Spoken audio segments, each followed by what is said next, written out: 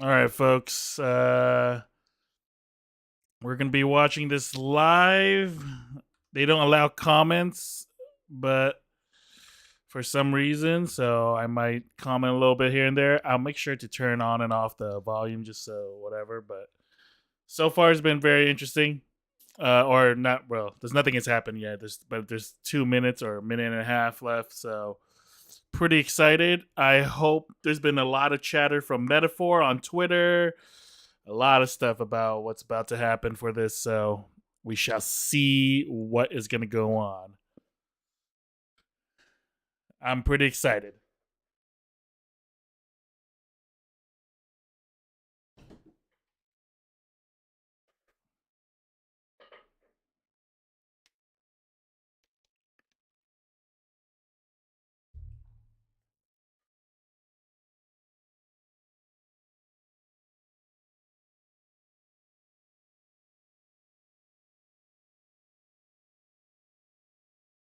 I do hope this event is not too long, though.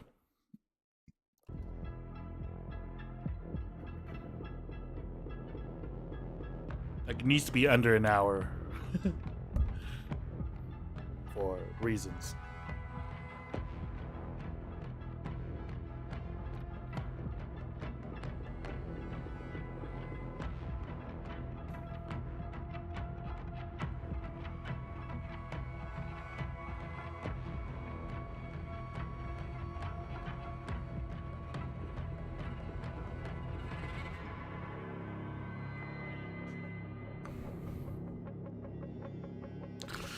Nine, 8, 7, 6, 5, 4, 3, 2. We're a team. All of us. Let's go get them.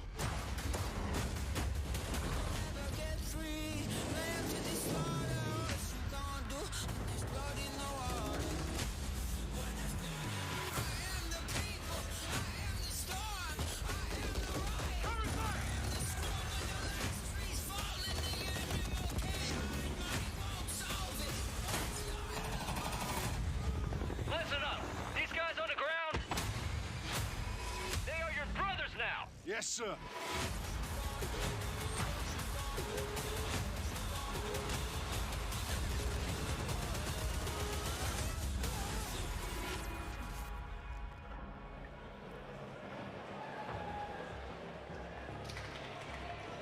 Hello, everyone, and welcome to Call of Duty Next. I am Johanna Ferris, the General Manager of Call of Duty, and I am thrilled to help kick off a truly significant moment, not only for the highly anticipated upcoming release of Modern Warfare 2, but a very significant moment for the future of the entire Call of Duty franchise. You see, over the last several years, we've experienced explosive and dynamic growth, and we've learned a ton along the way. And those learnings have fueled our ambition to deliver a wholly new, elevated player experience. One focused, of course, on delivering more fun and innovation, but also state-of-the-art tech advancements built to support a more connected Call of Duty community than ever before. So just know that what we shared today across Modern Warfare 2, our brand new Warzone 2.0 experience coming later this fall, and our designs to bring Warzone to mobile for players on the go are all certainly big news. But it's just the first chapter of a very bold, long-term vision that we carry to take Call of Duty to even higher heights in the years to come. Ultimately, though, we know that you, our players and fans around the world, will be the judge of all that.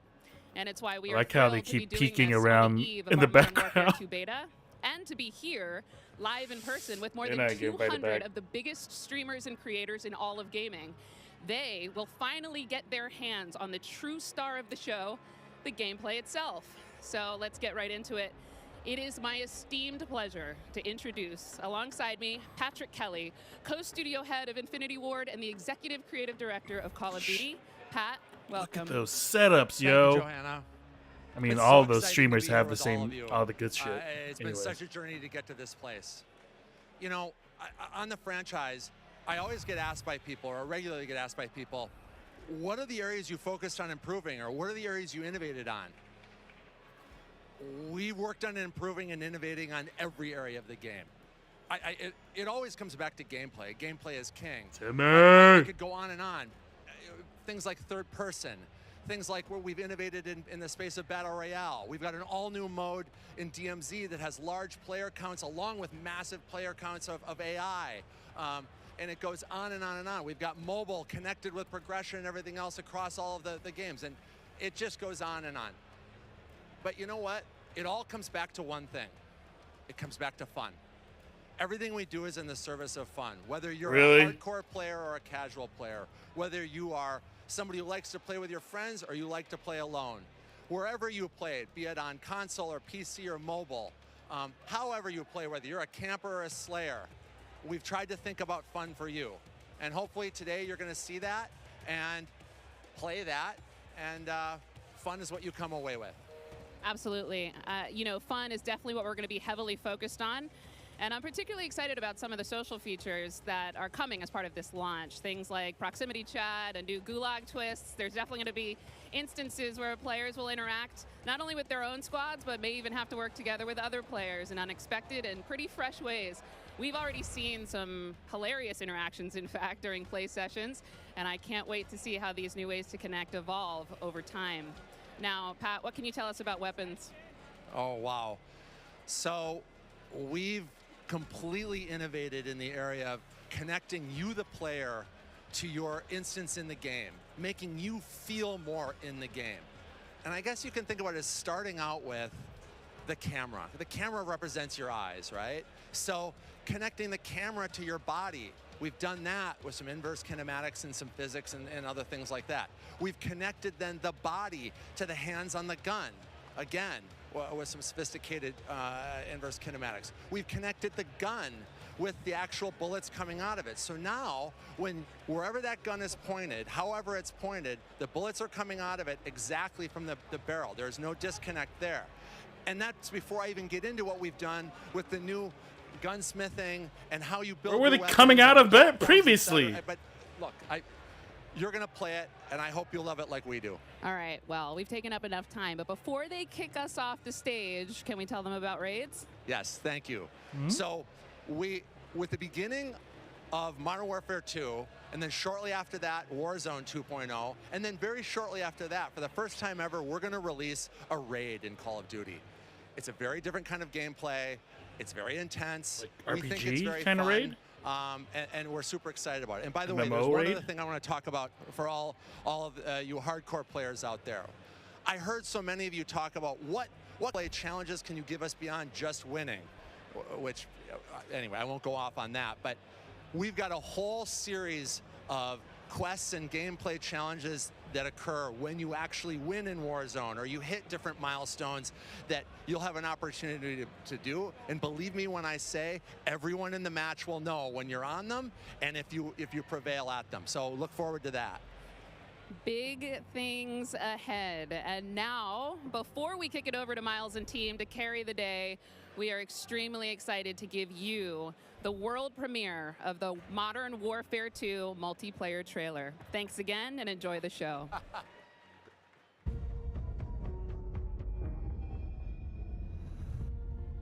We got intel reports of Hassan and the cartel forming terrorist cells all over the globe.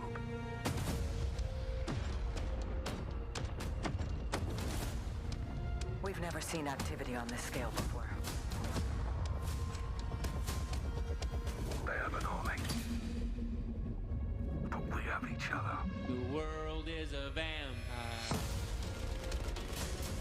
Hold you out to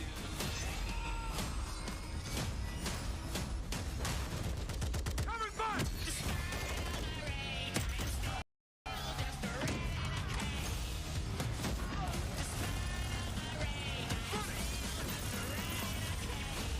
Locate the prisoners and move them to extraction. Enemies above! Field charge! Eyes on the hostage. You're gonna be okay. Hostage secure. On cover!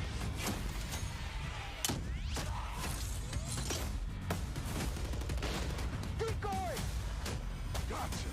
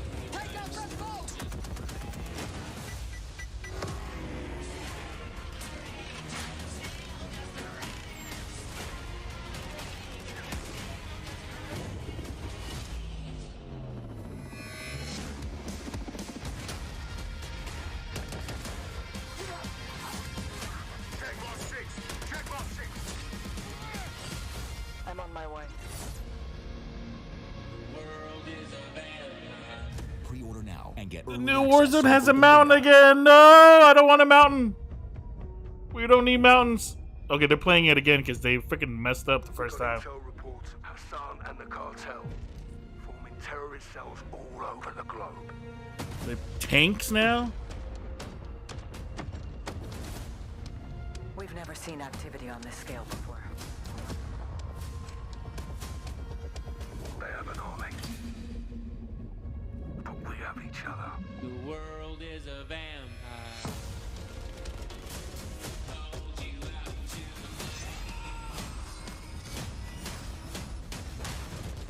Coming back!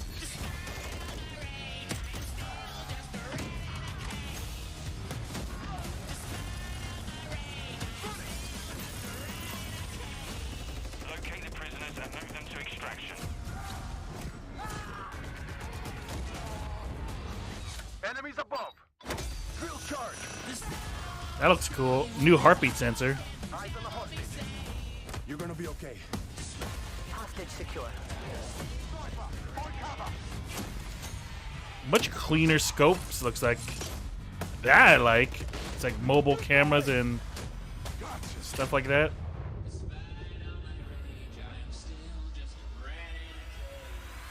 Damn, get copyright strike for this music. Do not let them cross the border.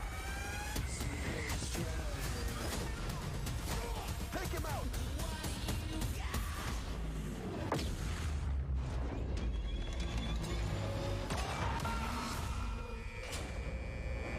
Get ready, team.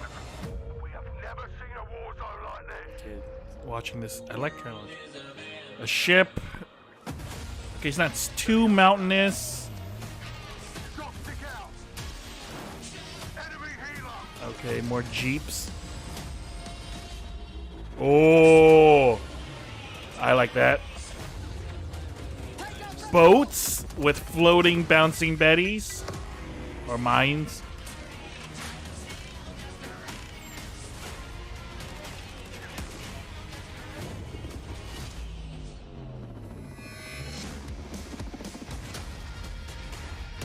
I don't know about the tank thing.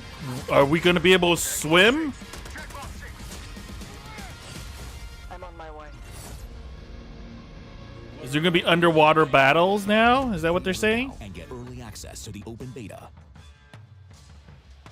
And there we go, Call of Duty fans. The trailer's so nice. We ran it twice. It is all there. Everything that Because you makes messed up the first time, mother effer. So special. We are incredibly excited to be here today. And after that, quite frankly, how can you not be? My name is Miles Ross, and I am so excited to truly be here with a few of the members of the Infinity Ward team who are bringing Modern Warfare 2 to life. Guys, we have 200 of our friends behind us who are going to be playing and streaming shortly. But before that, we also have Stephanie Snowden, Director of Communications for Infinity Ward, as well as Joe Sicker over the on-there, Jeff Smith, Multiplayer Design Directors here at Infinity Ward. Guys, first off, how are things evolving from Modern Warfare 2019? I mean, let's start high level, because there's a lot to get through today, guys. You saw that trailer. Let's go with the philosophy, Steph. Let's stay high level. What went into the creation of the game? You said it precisely. There is so much. This game has just so much content. It's got something for everyone, and it's really been the result of 3 years of hard work at IW and our partners across all of the Activision studios.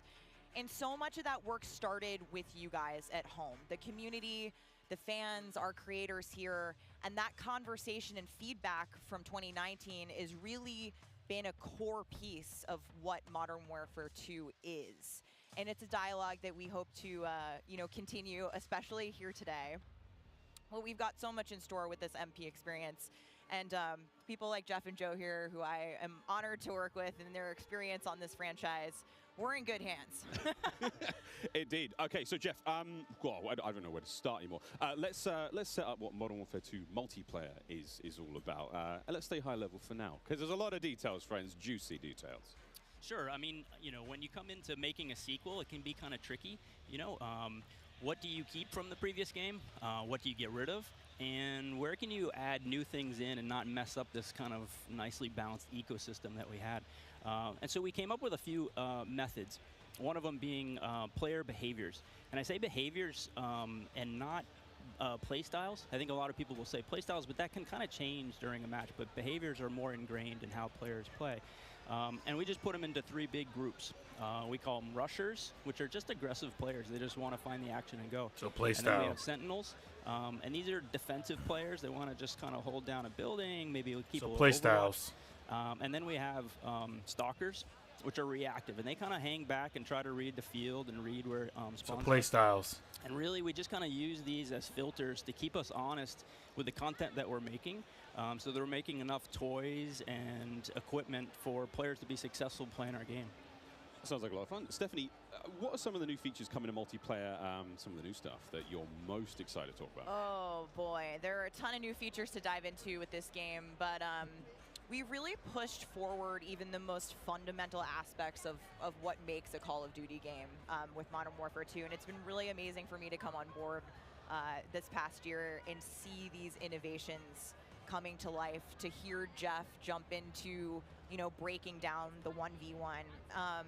And personally for me, water. Our water, I've seen the memes, we love water. It's really hard to make in games.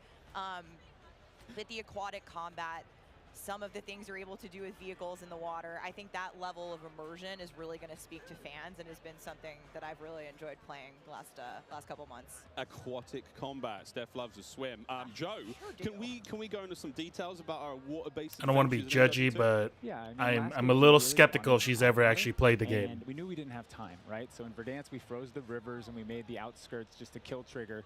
In this game, as soon as we started Modern Warfare 2, we leaned into water, both visually, beautiful caustics. I'm down with that. There's waves with white caps. But we also, the gameplay side, there's unique ballistics underwater. You only can use certain weapons underwater. Your pistol is your weapon underwater. Otherwise, you can't use your primary weapons. But it's also a nice cover or evasion mechanic. If you're getting shot at, you can dive into the water, and as you get deeper, it gets murkier. Like the farther you are from something, you can't see it. And so it's been super fun for us to dig into water and really flex on what water could be. Does and that how mean it my could be, and secondary you saw the has to bullets be a and the mine pistol? that floats, and every piece of Prox equipment mine. has I been love it. filtered. Like, how does it work through water? Like, we had to look at everything in the game and say, how does it work in water? What's the best version? Our vehicles will just slowly submerge like Yeah. they really would instead of blinking out. Yeah, everything. A lot of details. The Oh my behaviors God. are awesome. Oh my God! Well, I can't quite wait to literally dip my toes into those waters. But guys, let's not forget about the ground and the air. Like, I mean, what else is going to be coming to the movement system? Joe, what do we got? Well, you know, last game we did mount, and we had slide, and even though we're a military shooter, fluid movement is super important to us. So this game, as you saw in the trailer, you can see here on the video, we have a new ledge hang mechanic, and that's essentially a high mantle. But instead of doing a high mantle and throwing yourself up over into combat, you can now peek. If you have a pistol, you can pull that pistol out and use that. We also added a dive. You know, last game we had the slide that kept your gun up, but we really wanted players to have an option where if they're getting shot at, they don't know where they're getting shot at, they can get down, get out of fire. But the other really cool thing is the dive's just high enough to let you get through a window. And so if you throw a grenade up into a building second story, often you'll see players, you know, like rats leaving a ship, diving out through the windows. And it's just another option for players in combat. Yeah, and all of these dynamic Okay, movements looks mean like they're you still can sliding. interact Is there with slide vehicles canceling? specifically in a very cool way? I'm gonna save some of that gas for when we get to Warzone 2.0, but it's really exciting. All right, vehicle details. down with the to dive. come. But now, guys, let's talk about equipment. Obviously, Call of Duty, crazy sandbox, a lot of cool toys to play with.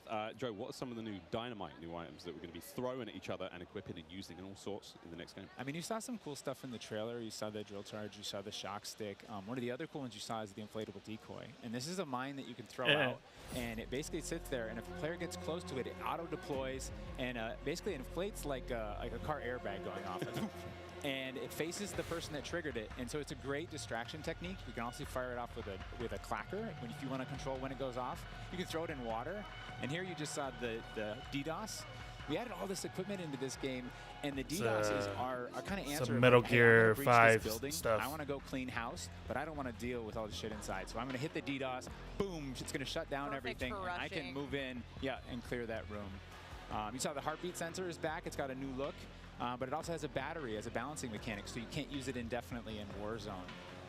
And there's Thank you. There's attack cam too, which you guys just saw, which to me is a personal favorite. You can put out a lot of them, and even you can patch into your teammates. So you can. It gets a little crazy. Yeah, kind of like a sticky GoPro, but will actually mark your enemies for your team. Yeah. So it's. I expect to see a lot of fun There's moments with that today. so many toys and new tools that we just want players to get in and play with. I think there's something like 13 field upgrades, you know, between Warzone and Core MP, and it's pretty awesome. Oh my God! Until they all get DDoS.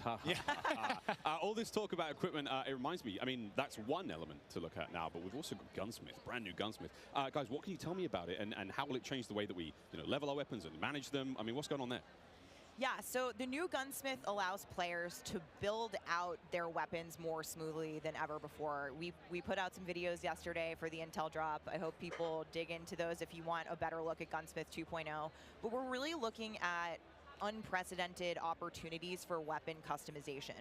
And the new weapon platforming will actually allow players to unlock universal attachments through cross progression. So we saw a lot of really positive feedback from the community yesterday. This is sort of intended to, decrease the grind. You're no longer unlocking every single attachment for every single weapon. There will be some shared attachments through progression. And I'm really excited to see the streamers and the content creators jump into this today. I know we all love the gun bench from 2019, so it's exciting. This does sound amazing. So we've been hearing a little bit about weapon platforms and shared attachments. This is very, very cool stuff. Can you dive into those details, though, Joe? I mean, what can we expect? Yeah, I can add a little bit of what Stephanie said. We had this vision last game with Gunsmith, and we were like, okay, what if you could take an assault rifle and you could make it an SMG? And that was our driving kind of like motivator for that system. And we kind of hit that. You could take it functionally through attachments, but the weapon name wouldn't change, and we couldn't change the receiver. And really, that's the key thing this game is you can go into Gunsmith, you can set up an AK-47 assault rifle with a thermal optic, with a suppressor, with a grip. And then you can say, you know what, I want to change up the playstyle of this gun. You can swap out the receiver to the AK-74U, make it an SMG, but you can keep that optic, that suppressor, that grip, they all come with. And to what Stephanie said, we have shared attachments within these platforms. We have branching progression. You unlock those guns by playing with other guns. And then we have shared attachments across all guns, and it's all to hit this vision of I'm building up an arsenal of weapons and an arsenal of attachments. I'm sitting down to my gun bench, and I'm going to make the perfect weapon for me. I think maybe the simplest way to think about it is a gun tree, and each time you hit a branch, that's a receiver, and they grow out of that. Yeah. Yeah, and that's we wanted to ground that in reality. Functionally, a receiver is based in that, changing the weapon type, and I think it provides a really seamless experience for players looking to build out the perfect weapon for a multitude of play styles. So you're going to be able to jump into that platform and customize however you want for situational combat. And you're actually going to see the FJX Cinder weapon vault in action today, which is the entirely unlocked Platform 1, the M4, the Mic 4. And the weapon vault maintains its aesthetic properties across all corresponding attachments. So we've heard you talk about the Frankenprint. This is our answer. It's an extremely rare. This is a huge, project for our teams to design these, but it is the ultimate weapon blueprint. And even better, you can unlock the entire Cinder weapon vault with the Vault Edition of Modern Warfare 2. Playable in beta. Available in beta, so we can rock with that thing all weekend long. Okay, so Gunsmith looks incredible. Okay, I'm excited. I cannot wait to get into this one soon. Our streamers are going to get into this one soon as well. But first, guys, we need to hear about maps and modes. We've got our tools to play with, equipment, weapons, maps and modes, though. Let's get into this one. Let's get into the design team, the philosophy, I suppose, behind building out maps. Jeff, this is for you. Yeah, right from the start, we knew we wanted to build another big map, not only for Battle Royale, but also for this other mode that we've been working on for quite a long time. I read about that on the internet. Yes. But, when you lay out these big maps, it's kind of a collection of all these little POIs, these points of interest. And within each of these, we've really fine-tuned that they can play large-scale core modes like Ground War, and a bunch of others really well. And so, stepping back from this large map and looking at how much open world sandboxy gameplay that we have, we looked back at our 6v6 maps and really tried to refine and make them a tighter experience to contrast all this big world kind of exploratory gameplay. So the maps for 6v6, in comparison to the last game, they're just a little bit more straightforward. a little bit more refined, and I think fans will really enjoy how quick they play. That sounds... A lot of diversity in those maps as well. A lot of visual variety, some colorful maps in there, and I think they feel really clean. Guys, you're moving me in ways I didn't imagine to be moved today. Excellent stuff. Cry? I might. Hey, it's the first time for everything here on air. We've got some of the maps that we are going to be seeing in MW2. Starting with one, we've got a real fun one here, guys. This is one of the aforementioned battle maps. Team, can you give me some details on Sarif Bay? So Sarif Bay is this little fishing town in the south coast of our big map, and we picked this because it has such a great mix of gameplay. It's right on a harbor, so we get to show off all our boats and our new amphibious APC, and swimming, as we've already said. But what you get inside the town is this really intense urban combat with all these tight little alleyways and all this great rooftop combat. And mixed with our ledge hang, you get these really cool parkour combat action happening. Yeah, I love how you describe the rooftops there on this map specifically as like a separate ecosystem. You can kind of migrate that entire vertical. You can go up there and just hang out and fight other snipers. All right, well, that looks fantastic. Jeff, okay, so that's one of our larger maps. What about some of the 6v6 maps? I think we have some footage of one of the new maps that we're going to be seeing today, named Mercado Las Alamas. Do you mind giving us some details on this one? Sure. Mercado is a little street market in a historic section in Mexico. Our story behind this is, the authorities have some intel that narcotics are being smuggled out of a warehouse, and they're going in trying to find and seize them. This map plays really fast and a lot of action right down that center lane. The Mercado is a very dangerous neck of the woods, so watch out when you're playing in the beta. It plays fast. Cannot wait, really cannot wait. Looks fantastic, and again, interesting to see how that ties into campaigns and whatnot. All sorts of fun and games ahead of us. Looks amazing. Battle maps, core maps, 6v6, all this looks fantastic. But let's go back to modes. So we've seen some maps. What about the modes being played on battle maps? We will have the return of Ground War, but we've got a new large-scale mode that you've alluded to, right? Let's talk Invasion. So Invasion is it's a big war map. It's Big War TDM, or we affectionately call it the shipment of Ground War. It's 20v20 players, but there's also 20 AI on each team. AI are coming in fast roping. They're coming in on medium birds. And it's this high action mode. It's super fun, but it's also really chill. The announcer's not barking at you. He's not saying like, hey, get to B, they're taking C. You can kind of play it how you want to play it. You sit up on a rooftop and snipe. You can grab a shotgun and go room clearing. If you push too far into the enemy's base, AI will come hunt you. But we've also been really conscious of where we put AI in multiplayer. We didn't put AI in kill streaks or anything like that because we don't want AI showing up in search and destroy. We don't want AI in domination. This mode, though, however, was built for AI, and it's a super fun mode. Can't wait for people to try it. Kind of a funny aside, we took the name Ground War from a playlist in MW2, and that was just large-scale TDM and DOM.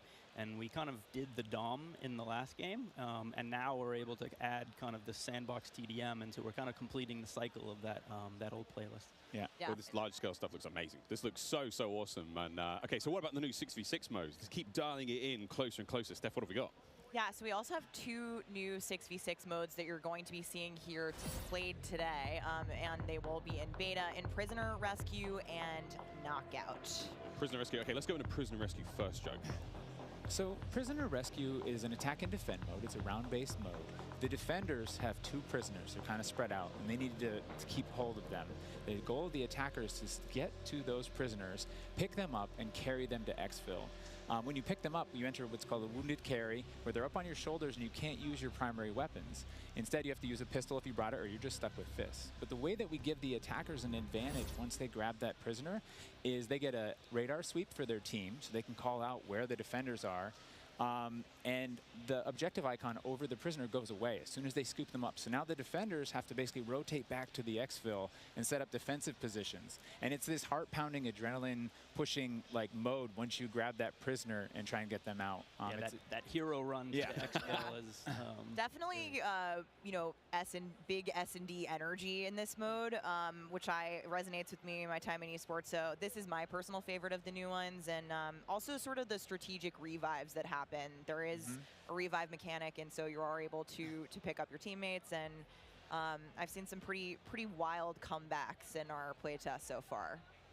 It was a lot of fun. We got to play a tiny bit yesterday. It was amazing. Incredibly fun, and I know the community is going to love diving into it over the next week. Okay, I can hardly believe that there's actually a lot more content to get through, but there's one more thing I have to bring up. I have the honor of officially announcing that third-person view is finally coming to Modern Warfare 2. What are the details behind this one? We got a little teaser of it on stage from Patro, but what are the details? Yeah, you saw a little hint of it in the trailer, too. It's been a pet project for us, right? We've always wanted to do third-person, and all while we're working on all this other stuff, we've been kind of lifting up and doing third person in each mode. And the cool thing is that it's a modifier on our game, right? We can just turn on third person. In the beta, we're playing it in hardpoint, but we want to try it post-launch in S&D. We want to try it in VR.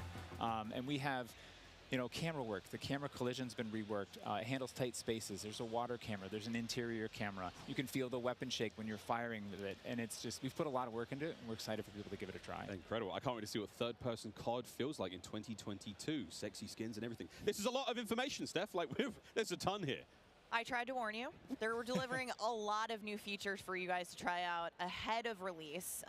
And I said we were going to be bold with this beta, and we are, but there's even more to come at launch. So this is just a taste. How is this just a taste? How can there be even more? I mean, we haven't even got to Warzone yet. Not even okay. Okay, so what about this year's third mode? So I'm happy to say that Special Ops will return as our third mode, and will be focused on 2-player missions, asymmetrical in game design. So think 1 player on air support, 1 player on the ground. And I think the OG fans will be really excited, because we've looked at, you know, some of the iconic Modern Warfare missions like Overwatch, and really tried to implement some of those themes into the design. So we'll be talking more about Special Ops in the months to come. Steph, you're saying I should be looking now for a Special Ops partner? Sitting right next to you. Yes, you are indeed. Well, I'm all set then, Stephanie. I do believe we have one more surprise for PlayStation players out there. What's that? Indeed we do. Let's roll the clip.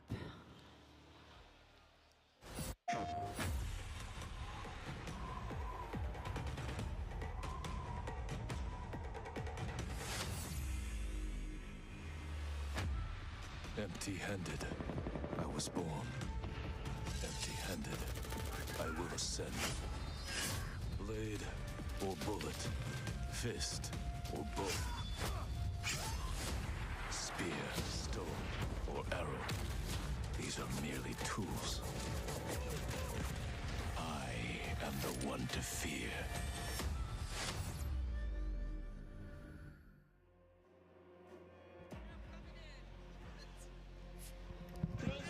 Take Miles ISO. Fix your mic.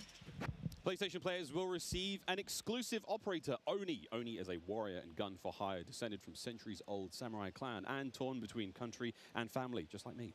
This is such an awesome-looking operator, guys. Oni is going to be playable on day 1 for all who pre-ordered through the PlayStation Store. Plus, he comes with a high-level weapon blueprint, playable in multiplayer and Warzone 2.0. Steph, badass. Oni is awesome. I myself am a PlayStation player, and so I will be becoming Oni main day 1 for this game. And it's been really awesome to see our narrative team building out his lore, really bringing this operator to life with the creation of his backstory, his motives.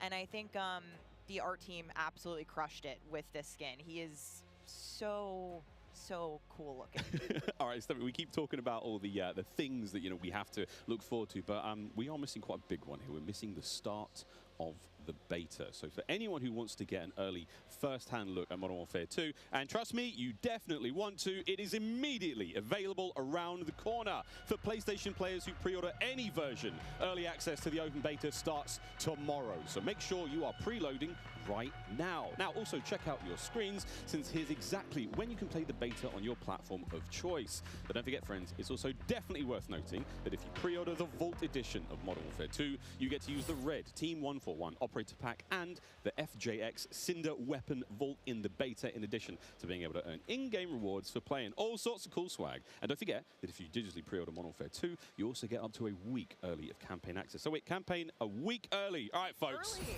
I hope you enjoyed that first look at Modern Warfare 2's multiplayer. Don't forget, you're going to get to see it live and in action in a few short minutes with our crazy set of streamers here, 200 plus here, and ready to rock and roll. But first, We'll be right back to show off the world premiere of Warzone 2.0. Don't go anywhere. Call of Duty Next, brought to you by Mountain Dew, official drink of Modern Warfare 2. Little Caesars. I wonder how much longer until PlayStation doesn't get any of those exclusives anymore now with the whole Microsoft buying Activision. Assuming it all goes through, because I think the SEC is still still needs to approve it or not. It's too many commercials. Just show us the stuff, bro.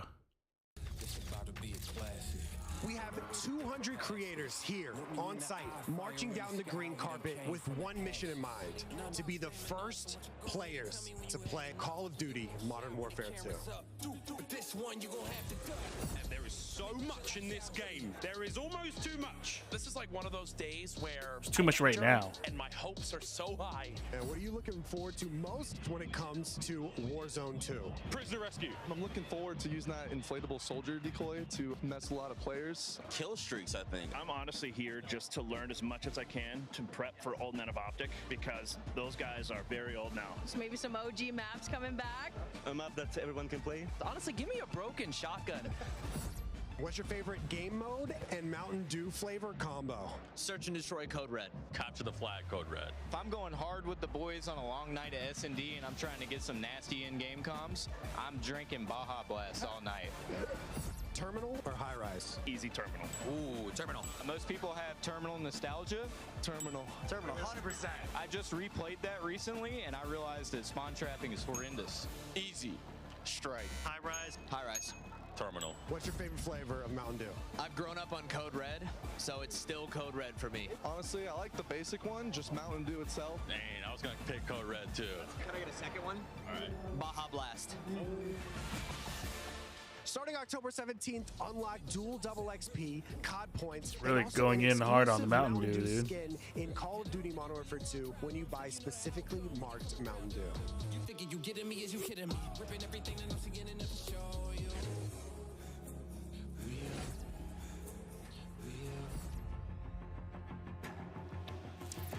Welcome back to Call of Duty Next. The Mountain Dew green carpet. God damn, it was beautiful. A lot of fun people out there. Everyone having a good time. And some incredibly well-dressed people up there. And some definitely not. Sweaty T-shirts abound. But here we go. Welcome back to Call of Duty Next, friends.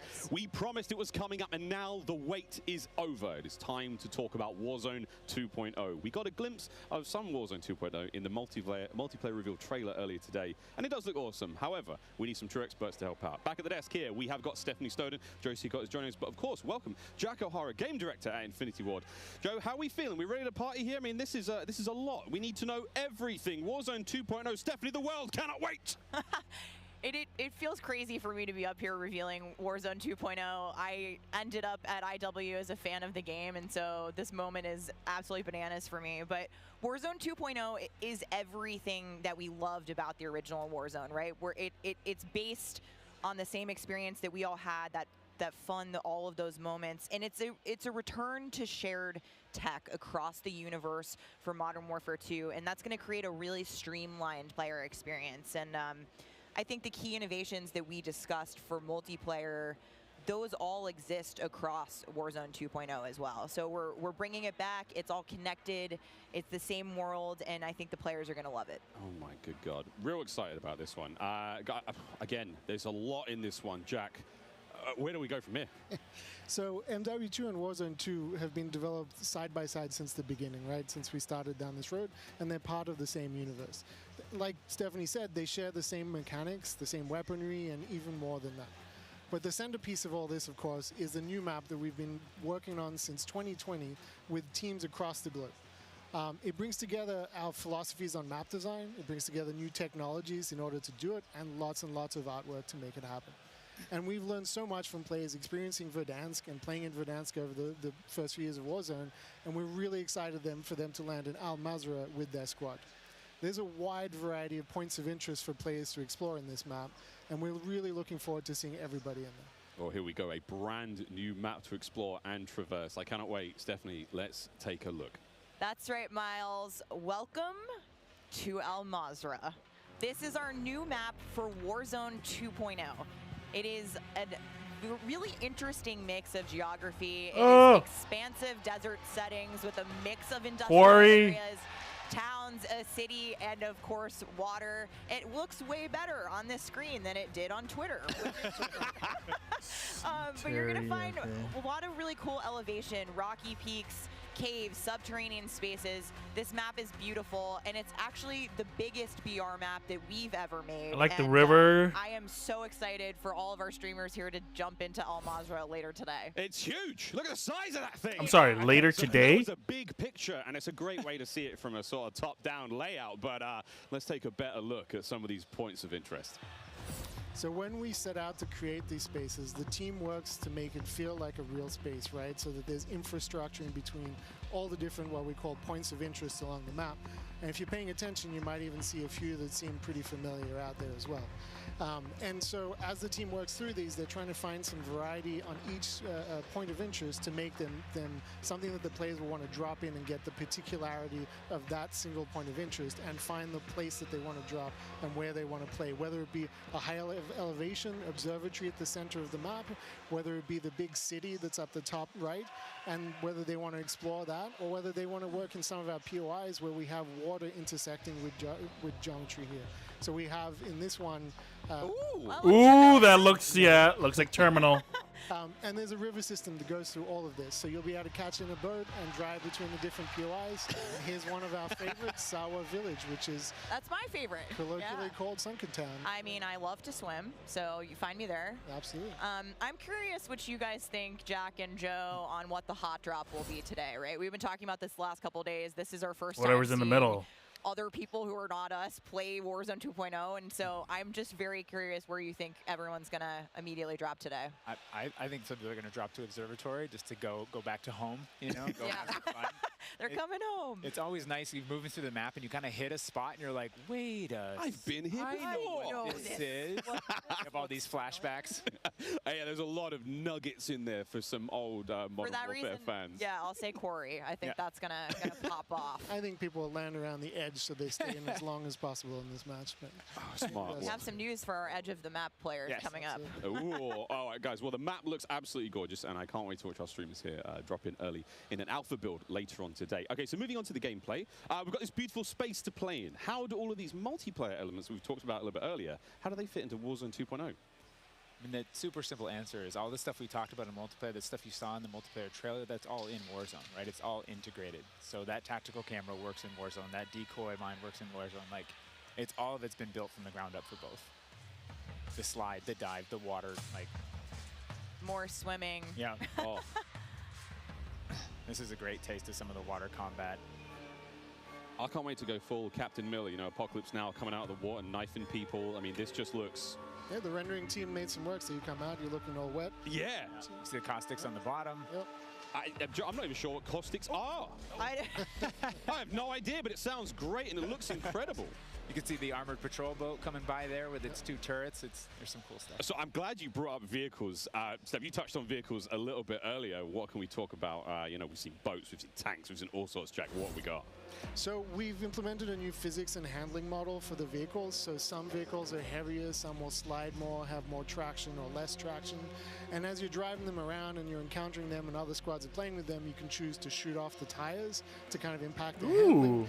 You can have them, they react to explosive differently based on their weight. So if you're in a heavy armored 4x4 and get hit by an RPG, it's going to kind of bounce a little bit, but not quite take the hit as a small sedan. You can also choose with your squad to be rolling into a POI and somebody jumps out on the roof, somebody leans out the window, and suddenly you got yourself a lot of firepower driving into the POI. Of course, that vehicle needs to survive for quite some time in the map if you want to keep using it to go from point to point. And vehicles will run out of gas, or at least most of them will run out of gas. And then you can bring them to a gas station to fill them up. If your tire's been blown up, you can get out and repair it, or you can bring it to a gas station to get repaired as well. And of course, we've got, you know, how's that gonna work? We've got a small boat. We've got the boat that Joe mentioned with the turret at the front, turret at the back. So you can have that little moment cruising up the river with your whole squad ready to rumble. So yeah, there is so much love that's gone into these You vehicles. forgot the this game coolest round. vehicle. The coolest vehicle? The massive helicopter that you can fly around. And it's a big moving chopper. platform with 3 doors. And you can move a whole squad through the map. What? Wreak havoc. It is so cool. Oh my god. I mean, the fact that you can lean out of the window, you know, grab your teammates, pile in a vehicle, actually, you know, engage in battle from the window, leaning out, shooting, combat. Unless somebody blew off your door. That won't. That does complicate things, doesn't it? PTSD That from thing? Joe killing me many times in our playtests. Well, I hope the gas prices in Almaz are okay. I thought there's a lot going on in Warzone 2.0, and my head is quite frankly spinning. What other massive changes have we got in store? Because it feels like there's so much that's changed. Is it still a gulag? Do we still have circles? Is it still gas? I know there are guns, but do we shoot them? What's happening? Well, what do you want to jump into first? Oh, Stephanie, go ahead. We've made some pretty sweeping changes, I think, to the high-level components of Warzone 2.0 to continue providing players with both a dynamic and rewarding VR experience. But Warzone 2.0, you're going to hear it over and over again today. It's about fun. This is about playing with your friends, having fun, you know, friends new and old. Maybe you're making them a game.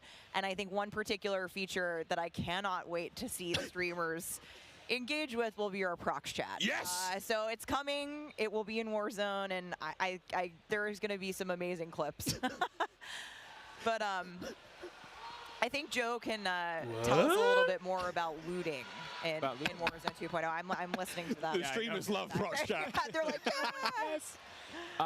You know, in looting in Warzone 2.0, we still have the humming crates. You know, you can still travel around and listen for those. We still have the loose loot on the ground, but we wanted to add a layer of learnability and logic to our looting, right? So if you're outside, if you're a little kid, you fall down, you hurt your knee, and your mom's gonna go inside, go to the medicine cabinet and get you something a Band-Aid, Neosporin, whatever. So that's our looting. If you need health items, you can hit a bathroom in a building and there'll be a medicine cabinet, you can open it up. If you want to get loadout items, there are these hidden caches throughout in between the POIs that are in ground, and you can memorize where they are because they're always there. So you can kind of start to develop these paths through the map of how you loot. And there's this logic applied to looting. You know, you can find toolboxes that'll have grenades and things in them.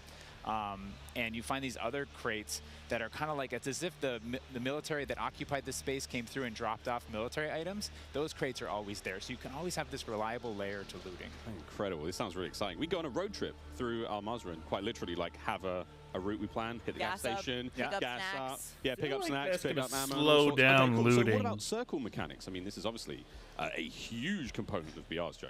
Yeah, I mean, the circle's been a staple of BRs. It's been really hard to move away from it. So we kind of talked about what could we do to mix things up with the circle. So we've got this new mechanic where the circle can actually split, almost like a cell splits, into 2, 3, or even 4 circles.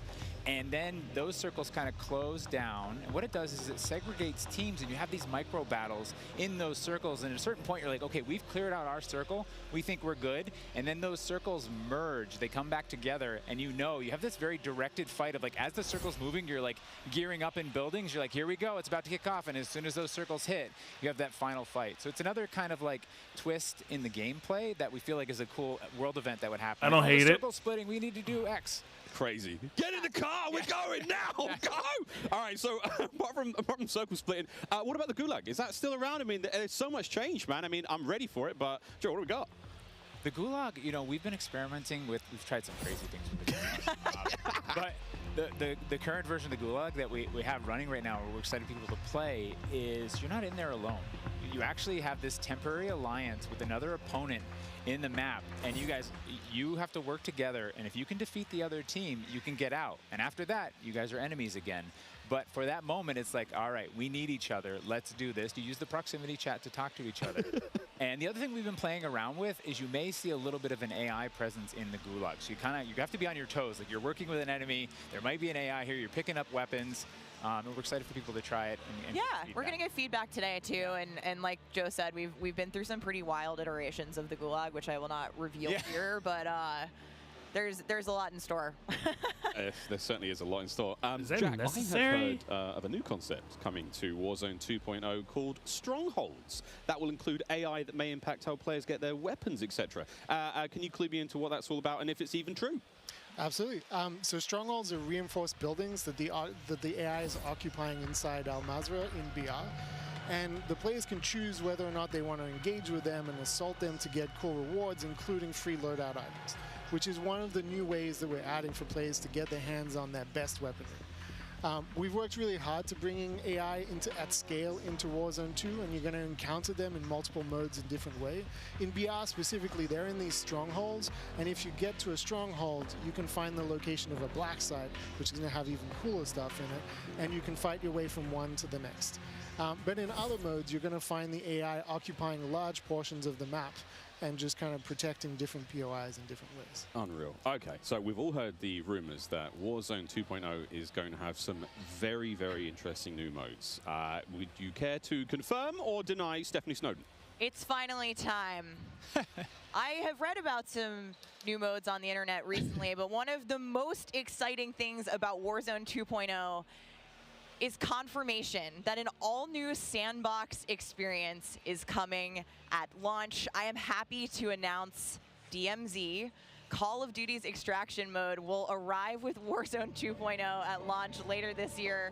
I played DMZ for the very first time on my first day at IW, and to this day, playing it nonstop, the possibilities with this game mode blow my mind. So DMZ. I can also confirm that DMZ is real. But we're not going to go into depth on it today because we do have to keep some stuff in reserve. What I can tell you, though, is we've created a rich sandbox where you can define your own win condition. You infiltrate Al Mazrah, you accomplish your goals, and then you decide to extract when the time is right.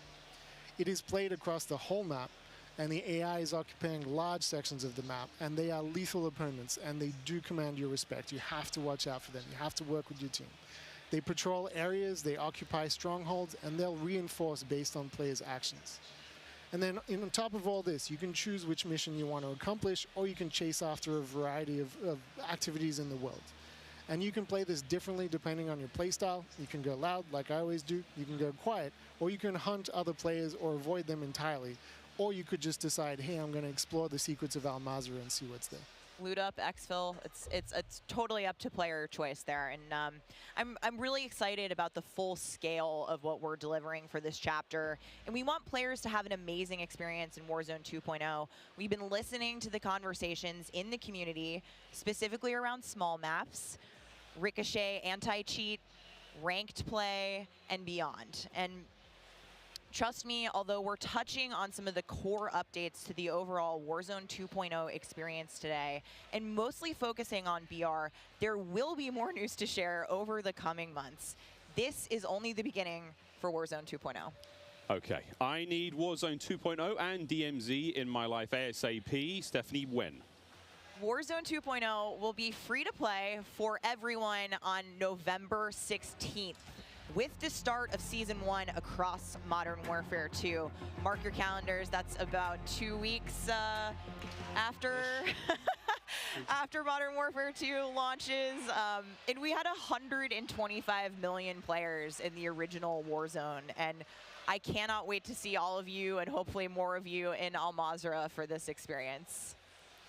And you will have a chance to see a Warzone 2 Battle Royale Alpha playtest happening right here behind us very, very soon. Yeah, the streamers are hot to trot. They're raring to go. We will see all of you in Al Mazrah on November 16th. But don't go anywhere just yet. Stick around, because when we come back, you'll see just what Warzone looks like when it's built up from the ground for mobile. You're not going to want to miss this, I promise. Then, after that, we have live gameplay coming at us with all of our friends set up across each and every Modern Warfare 2 multiplayer. We've got Warzone 2.0, Battle Royale. We've got Warzone Mobile. It's all happening here, ladies and gentlemen. Don't go too far. Call of Duty Next, brought to you by the GMC Hummer EV pickup, the world's first all-electric super truck. Intel, built for the next generation of gaming. Squad up sooner with Xfinity rewards. Get early access to Modern Warfare 2's open beta. Jack Links, squad up with Sasquatch. Jack Links is good with it. Eureka Ergonomic, leading designer in gaming furniture and proud partner of Modern Warfare 2.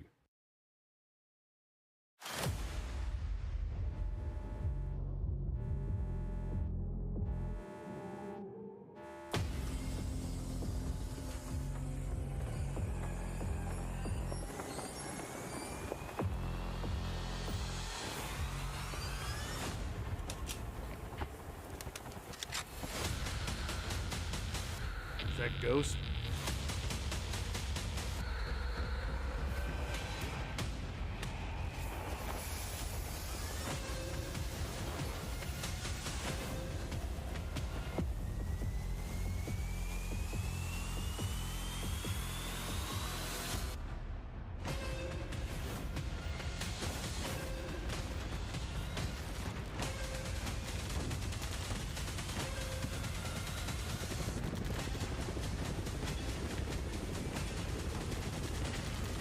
I was mobile, man. Who cares?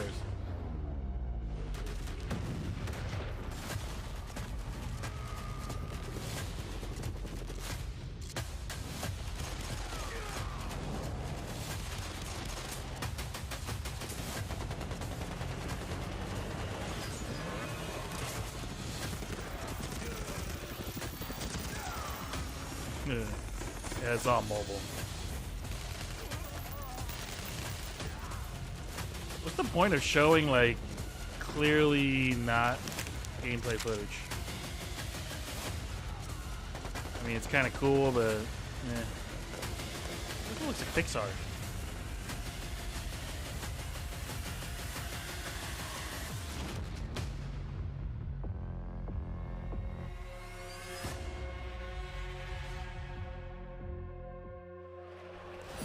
What a jam-packed day we've had here so far. We got Warzone 2.0 and Modern Warfare 2 already good to go. But finally, we're hitting something new here. Coming into mobile, we got Warzone Mobile 2 here for you. It's me, Beef Mommy, and I couldn't be more excited to be here with none other than Chris Plummer. And Chris, what do you have for us today? That's right. Today we are proud to introduce Call of Duty Warzone Mobile. Yeah.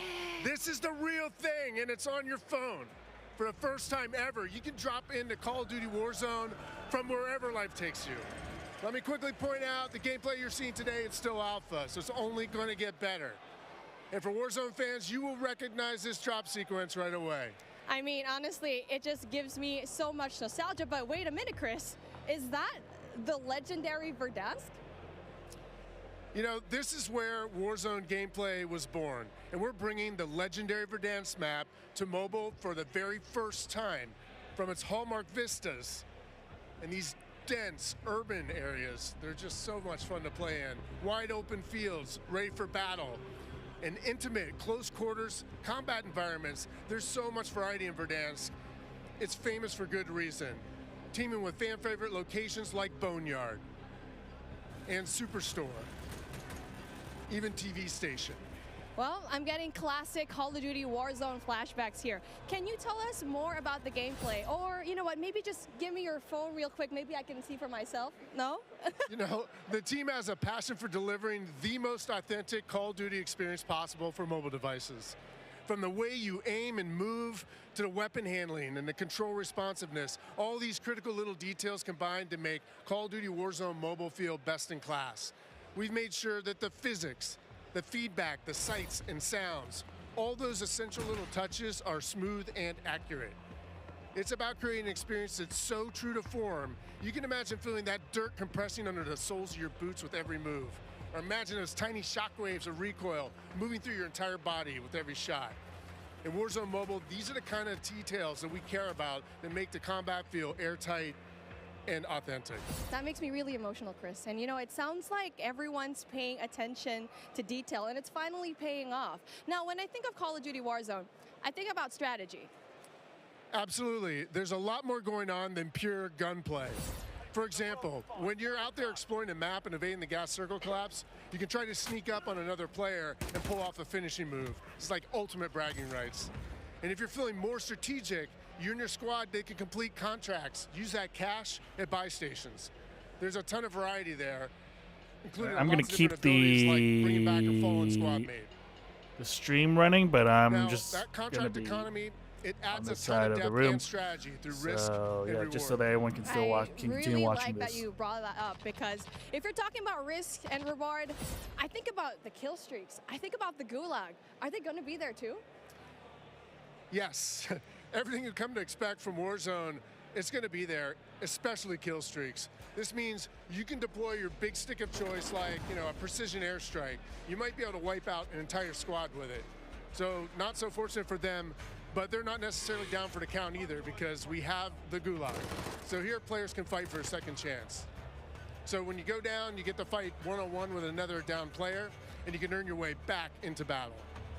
This is how Warzone Mobile plays out on a truly massive scale, unlike anything we've ever played on mobile before. For this reason, we're pushing way past the envelope on high player counts to make sure each match is jam-packed with our signature style of combat. So we are supporting up to 120 live players in the single match. Wait, hold on. Did you just say 120 players? Or do you mean bots? Because it seems like in Battle Royale games on mobile, they're usually loaded up with boring bots. Well, we believe it's critically important and a lot more fun to play with real, live, human opponents. And that's our focus. So for anyone who's tired of playing with nothing but bots, we hear you.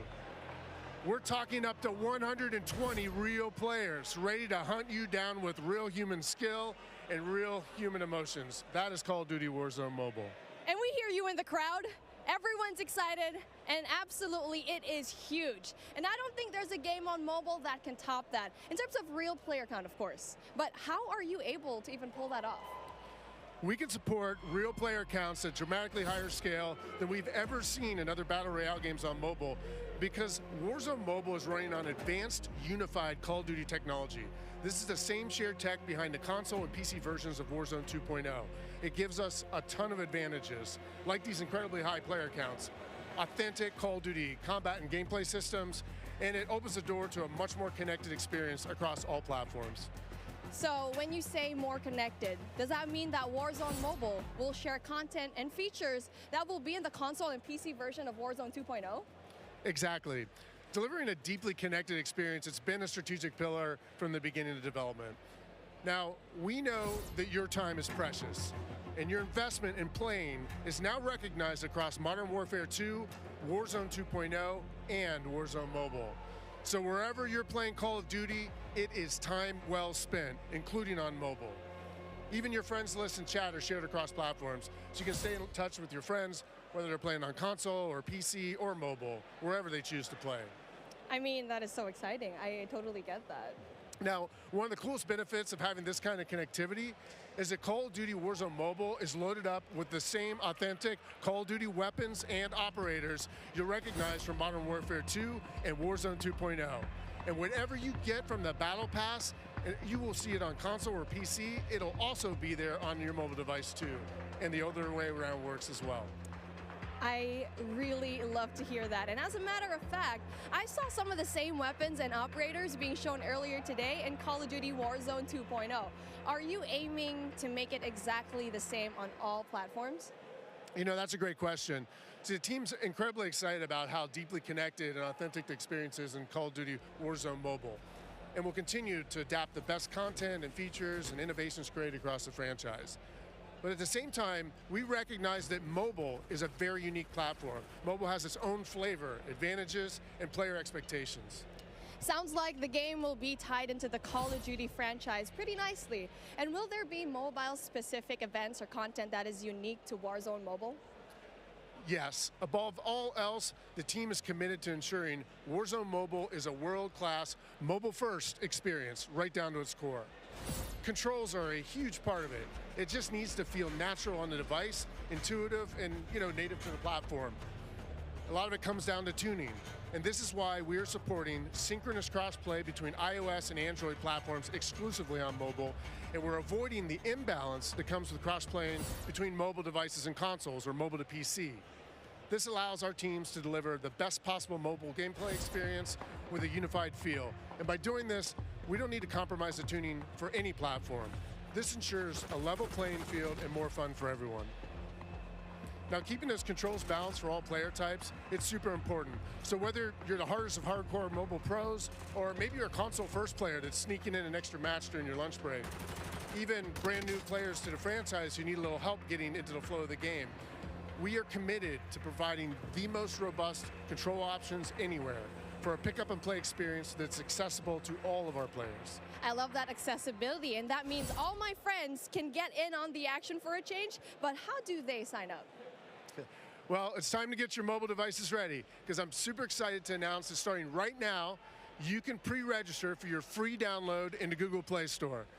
Signing up means that you can be among the first to play when the game launches next year. We look forward to seeing everyone in Call of Duty Warzone Mobile. With that being said, hey, we got Ferg on the horn, and I think he's literally the first one to pre-reg. Ferg? Hey guys, Ferg here, and I am thrilled to be one of the first to pre-register for Call of Duty Warzone Mobile. And now, you can too. Scan the QR code at the bottom of the screen to be among the first to drop. Tell your friends, because the more pre-registrations we drive, the more rewards we can earn, like special weapons, vinyls, and emblems. Plus, if we reach the top milestone of 25 million pre-registers, we're going to unlock a super cool secret reward you're not going to want to miss. What are you waiting for? Sign up using the QR code below.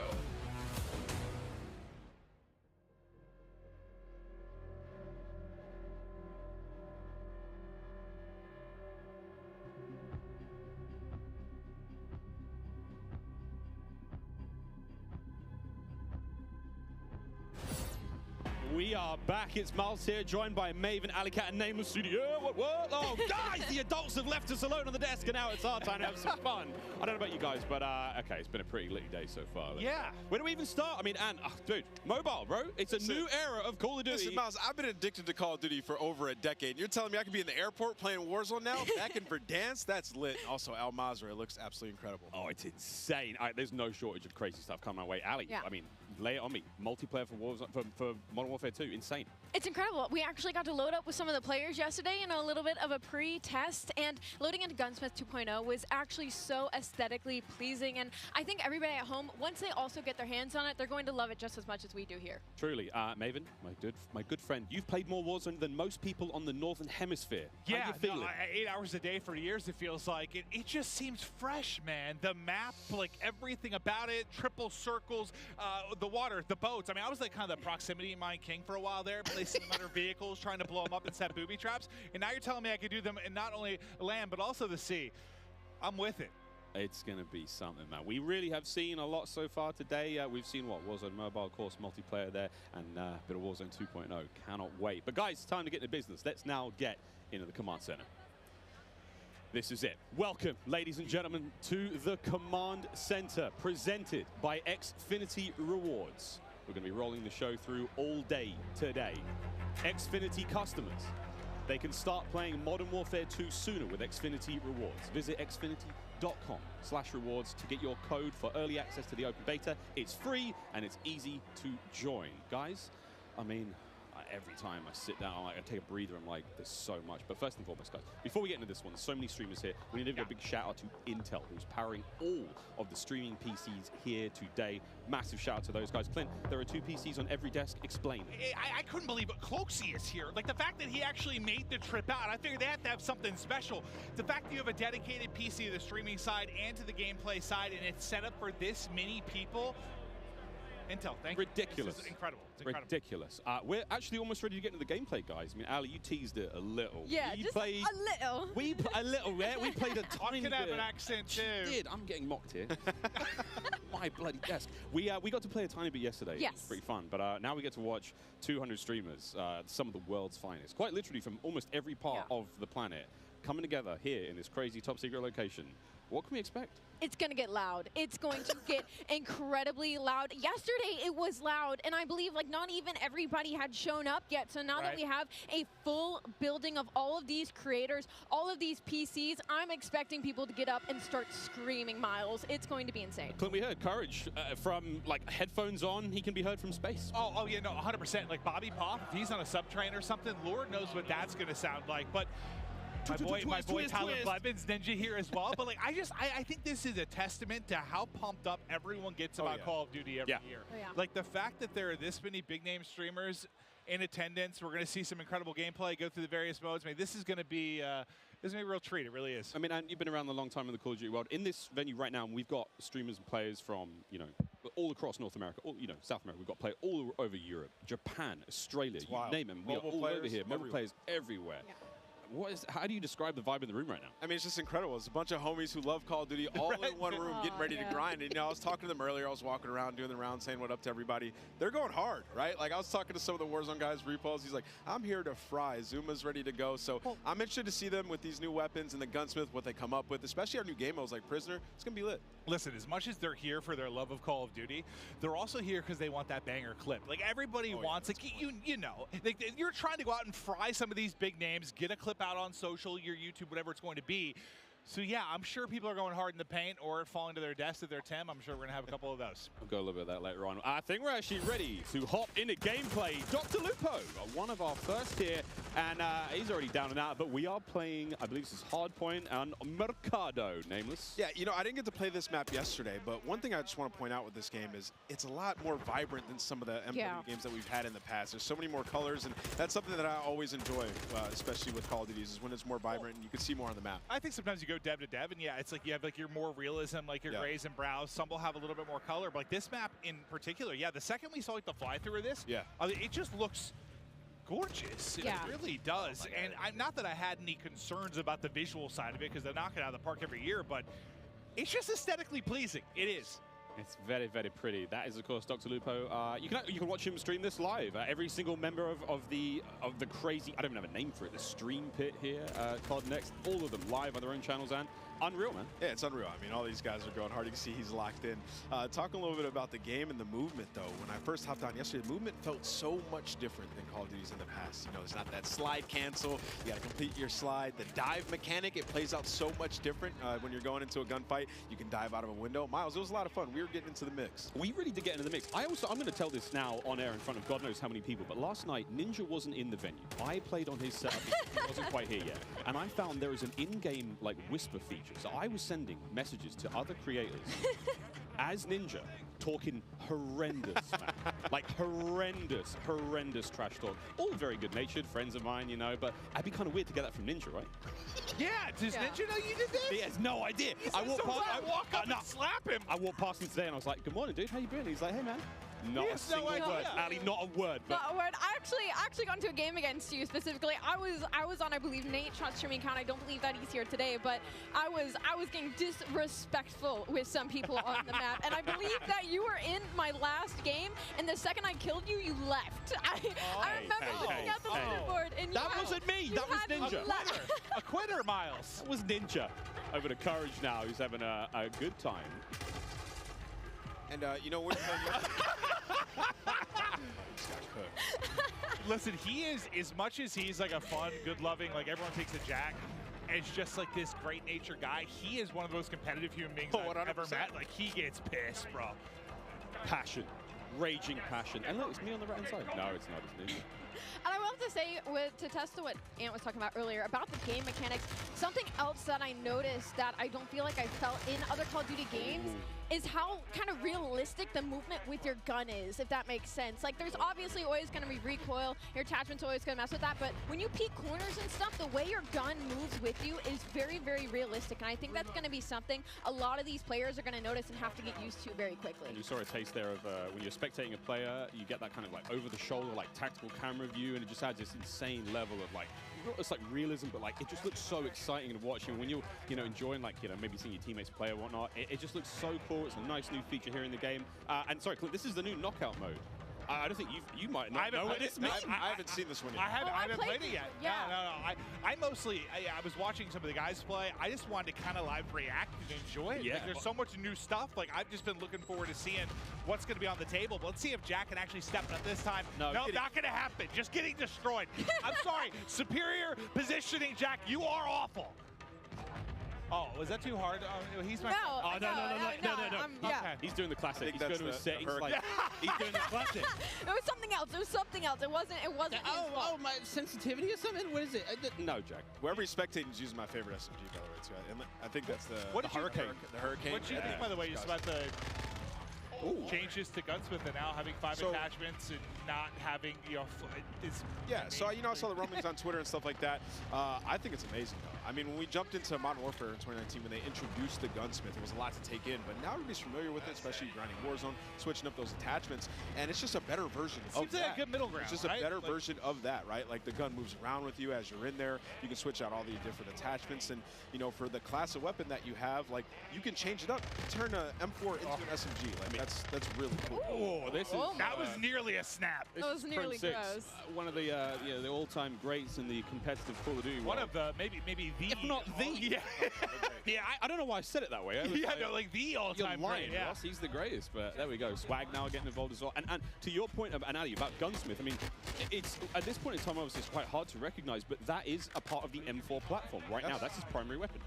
Yeah, I mean, it's awesome. Like, you can switch it up. Like, you can make it into a sniper, I think is what I heard at that point as well, right? So it's going to be crazy. Even with the AK, turning 74U, just make some crazy different loadouts. You know, some of these guys, J-God's going to have so much fun with that. 9.5-hour long attachment video from J-God. Oh, God. You know, he's so excited about that. And I want to talk about the map aesthetics for a moment and, like, the layout. Is the rooftops, like the new ledge, how you can jump and then you can hang off the side of the ledge. That was a new thing that you can add into this game. You can jump from rooftop to rooftop, and like you can jump further than you think, and I found that out very quickly. Like I would get to an edge of a rooftop and I was like, I wonder if I can make this jump. You can make the jump. You can make it across like the map. If there's tall buildings, you can make it across the map without ever having to touch on the ground, and I think for snipers that is going to be their absolute playground. Speaking of snipers, Pamaj now, who's having a great time here. I mean, we've seen a lot, Clint, of the weapons so far, but surely a sniper. Well, I heard Pamaj too. Like I stepped up. I think it's when he was first walking in. He was walking with an Irrational into people, and he was like, "I'm going hard, bro." Oh yeah. He's like, "I'm going hard." I could just hear like the competitiveness in him. He's looking hard. And this is this knockout game is not going very well for the red team right now. Pamaj's team obviously winning this one. Again, secure the grab, the money bag, hold on to that bad boy. Oh, I forgot, friends, here at COD Next, it's all going on. Mobile gaming right side of your screen. We've got all of it going on. Really, a celebration of everything that is Call of Duty, and even courage. He may have just sworn. Do you see the gloves on the thumb? Yeah, they're professionals, true professionals. Wait, do I probably need to get this? I've been playing some COD Mobile, Diablo Immortal. Like I've been grinding more mobile games. I have my iPad and I'm loving it. Do I need to get little thumb sleeves? I think you should. Yeah. You know, sometimes it gets a little bit slippery. I need thumb sleeves. What are they called? Thumb sleeves. You're in the right place to ask about that. Yeah. There is an army of professionals. I'm looking into that. No, that's actually an issue. It's like it's a little bit slippery, you know? So they're playing some hardpoint here, and you know, obviously, us coming from the esports side of things, we love hardpoint. Miles, we were talking about this morning, when there's a hardpoint and there's some elevation above it, you can dive into it, turn around, land on your belly, and absolutely fry. So, you know, there are some movement mechanics for you speed demons out there if you want to make some plays. Yeah, there's a lot of talks about, you know, the way slide works now, and of course the dolphin dive is back. I don't think we're not officially calling it a dolphin dive, Joe's calling it the dive itself. I mean, it's a really fun mechanic. It's fast. If we get to see some gameplay with it. I've actually been walking around talking to some of the sort of the CDL pros, been like, hey guys, try to stop sliding, try to dive a bit more. Come on, Butters, show us the dive. Showed us the slide. Now we're looking for the right out the window. Just dive out the window. Send it. And all the windows are built to be diveable through. Like, that's the way the game is. That's what Joe was kind of saying, right? Like, they've seen it so much in playtesting, and Nate goes into a window, like, everyone sends it out. So you think like all the exciting moments you're going to have. Oh, here we go. Butters is going to be sniping there. So we have the Hurricane. She's running overkill. That's going to be one of the M4 platforms, and the snipe on the other side. He's and testing the mechanic. Look. There we go. Testing things out. Trying to find the sneakiest, fastest way across the map. Yesterday. I couldn't. I was trying to see if I could break the slide. No slide. Well, that works out. Yeah, look at her face. Ooh. She's just like going around, testing out the movement. Someone just runs right in front of her. That works out. Give me a freebie. You know what I'm noticing on this map that I actually like a lot? Not as many doors. Just running through. Not as many doors. I think in general is the overall vibe. I mean, most of the maps we've seen so far are quite small, very fast-paced. Again, Jeff talking about that, you've got a very distinct feel. So it's like the battle map is very large. Yeah. Way more intense action. Of course, there's like evasion stuff. 6v6 is a totally different flavor. I mean, that obviously excites us more than maybe it should most. Oh, I mean, we love it, right? Like we're here to see people go hard, try to win, be competitive, and okay. Another thing, we're seeing a lot of elevation on some of these maps too. You know, the snipers are going to be in heaven. Yeah, I think it's max 2 stories, I believe. I could be completely wrong there, but hit it. Hit it. Also, look at that little stock. Did you guys use the sniper yesterday? Yeah, right? No, I didn't. I used it for a whole cutest little stock I've ever seen. It was so fun. I think we were in the same game, too. Yeah, I was in the back sniping the whole time. I can't wait for the sort of like anime skins and stuff like that, my cute little stocks. Of course, we can put skins on individual attachments now when it comes to making some very handsome looking weapons. Oh, Dylan Price, speaking of handsome. Oh, good. Also, something we haven't talked about yet is the way the perks work. I love the perks because system. it reminds me of back in the day the specialists. When you, as you get kills, you get more perks. As time goes on, you're gonna have 2 base perks. You can pick whatever you want. As time goes on, you're gonna get another perk. As time goes on, you're gonna get an ultimate perk as well. So it's actually it's completely new. They've redone it, and it's gonna be sweet. Well, the reason I think I haven't really played it yet to deal with it too much to see like how vastly different it makes the gameplay, but I know for a lot of us, when you're playing like the multiplayer experience, I feel like you get a couple perks you like, and you just sort of pick those. They're your go-to. You don't really think about it, right? Like, you figure that out in the first couple days or weeks of playing the game. Those are your perks. Now it's like, I feel like there's more decision-making that goes into it, which I personally think is exciting. Now, I don't know what I'm going to be running, but it does feel like they were saying, what was it, the different type of classes they were trying to put? You have your rusher, kind of your more stealth type player, your sentinel. Like they want to, even if it's not like class-based per se, like they want to kind of funnel it with that behind the perks. But I think that's pretty dope. But you can also make your own, so you can create it, pick your own 2 perks, your next one, and your ultimate, so you can figure out what you want. And it's just nice having like a rewarded game, especially when you're frying, getting that extra perk. It really does, change what you start off with the base 2. Yeah. You unlock one after, a period of time. You get kills, you get points. The game progresses slowly. So no matter how you're playing, you're going to get your perks eventually. But obviously, higher scoring games, you're going to get more. And it's just really interesting again. And the perks are almost tiered. And again, Jeff and Joe will come on the desk later on and talk about this in way more detail. But the idea that the first 2 perks, they're fine. They sort of help out the gameplay. That mid-tier perk, way more sort of impactful. And that final perk, kind of like the super perk. That's not going to turn you into Captain America, but it is going to make you way more effective. I kind of want to be Captain America. We're spilling the beans right now. Taking Jeff and Joe's thunder. Well, Symphony was just on screen, so. I mean, look at the wagon on that boy. What? There it is. Right, listen. Picture there. Yeah, 2 million views on TikTok, something like that. It's impressive stuff. That's what you're watching? In your free time, Clint? Yes, it might be. It might be. Okay. I'm watching them. It's Brooke's TikTok. She's very creative. This is a Search and Destroy, Call of Duty Classic here on Farm 18. This looks cool. This is one of the maps that we saw in an Intel drop not too long ago. Ooh, let's go. This is simply spectating Ash Sanders. Yeah. And of course, we're talking about like 3-lane maps. This is one of those maps that felt like a very good hybrid 3-lane map that does really, really well when it comes to a game with like their Search and Destroy. Like you have your traditional outer lanes, and they have their hidden corners, and they have their ways, and then that middle is just pure chaos. It's kind of like a little bit of like it reminds me of like a paintball range with all the walls and the corners that there are. So this is probably one of my favorite maps that we are playing right now in the beta testing. And as you can see, everybody is having so much fun on it. I mean, 4 and 5, everybody's doing pretty okay. It's a close game. Yeah. Aiden has 14 kills. I just saw the kill board. He's on the other team. Mason just realized he's on the stream that he's ready to get nasty. He's going in. Oh, he's fully loaded. Look at the bottom. He's got all his perks. He is perked up, quite literally. Come on, Mason. Show me something special. He is flying. Oh, wow. That's what we're talking about. Oh, no! That's the Fennec. I was loving that one yesterday. Oh! That thing turns... That's an OG weapon. That turns people into super close range, but Pornyhoff just gave him the business. Smoked him. Nice try, Mason. We still love you. Hurricane OP. Hurricane. It's such a different look. Like when we're spectating these players and they're having gunfights, stuff like the way the player animations are, the sound effects. Like the game has just been like it's everything we liked about MW19, all the stuff that was already there existing, and they've just been. I mean, it's Salt Bay right on top, just hammering away, sweet seasoning top to bottom. Well, and it was a close game, and now it's done. Another thing. He looked very sneaky, and then he was just evaporated. I gotta say, the bunny hop is back in full force. Oh, yeah. Man, the bunny hop is clean. We know Sam LaRue Octane. Gotta give him a shout out. He's gonna be bunny hopping all day. Baby. We got Myth on the screen here. What's he using? M4, I think. Again, looking at these weapons, you know it's an M4, but the configuration he has. I was using the bigger sight, the double. I forget the name of it. But I like the extra zoom. And of course, Kill Streaks, cruise missile back, a lot of fan favorites, Clint. I mean, everything you would expect from a Modern Warfare game is there. We get to see one. Ah, that'll connect. Gunsmith able to hit it. He's vibing right now. But it's crazy. Like, yeah, bottom right, you were kind of mentioning like how different the guns will look. Like, the same type of gun is based on the attachments that it has. It's wild. There's also in-game settings where you can make your gun a little more narrow, a bit wider, further away. I mean, there's options, you know, just create that sort of visual. Look, you want the game to be as appealing as possible for you. Maybe you don't want the gun to be so big to obscure the view. Maybe you're one of those players. Settings personally. Like, give me the option to tweak it how I want, right? There's a lot of settings in this game. I'm gonna get lost in that for the entire first day, probably. Once campaign hits, I'll spend about 3.5 hours messing with settings and then getting that first mission. When I see Courage on a 5-string, that pop up at the top of the screen, it might have. Courage might be popping off. Oh, well, he just died though, so take it back. Ooh. Come on, Swag. Swag styled. Hit it. Swag.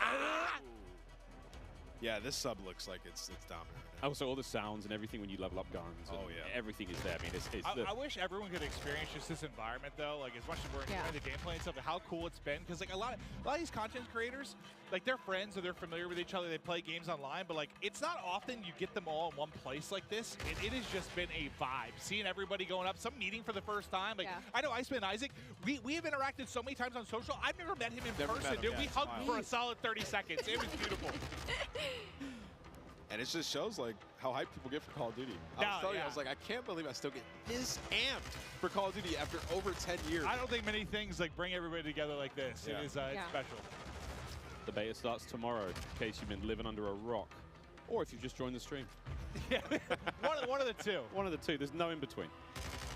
User interface has been completely changed as well. Dead silence available on that lower right-hand side. Just a lot more sort of clean changes. Of course, the menu system, which you might not have seen here on the main COD Next stream, but individual streamers seeing them going through weapon loadout, seeing the operators there. So many cool changes. A lot more of a streamlined experience.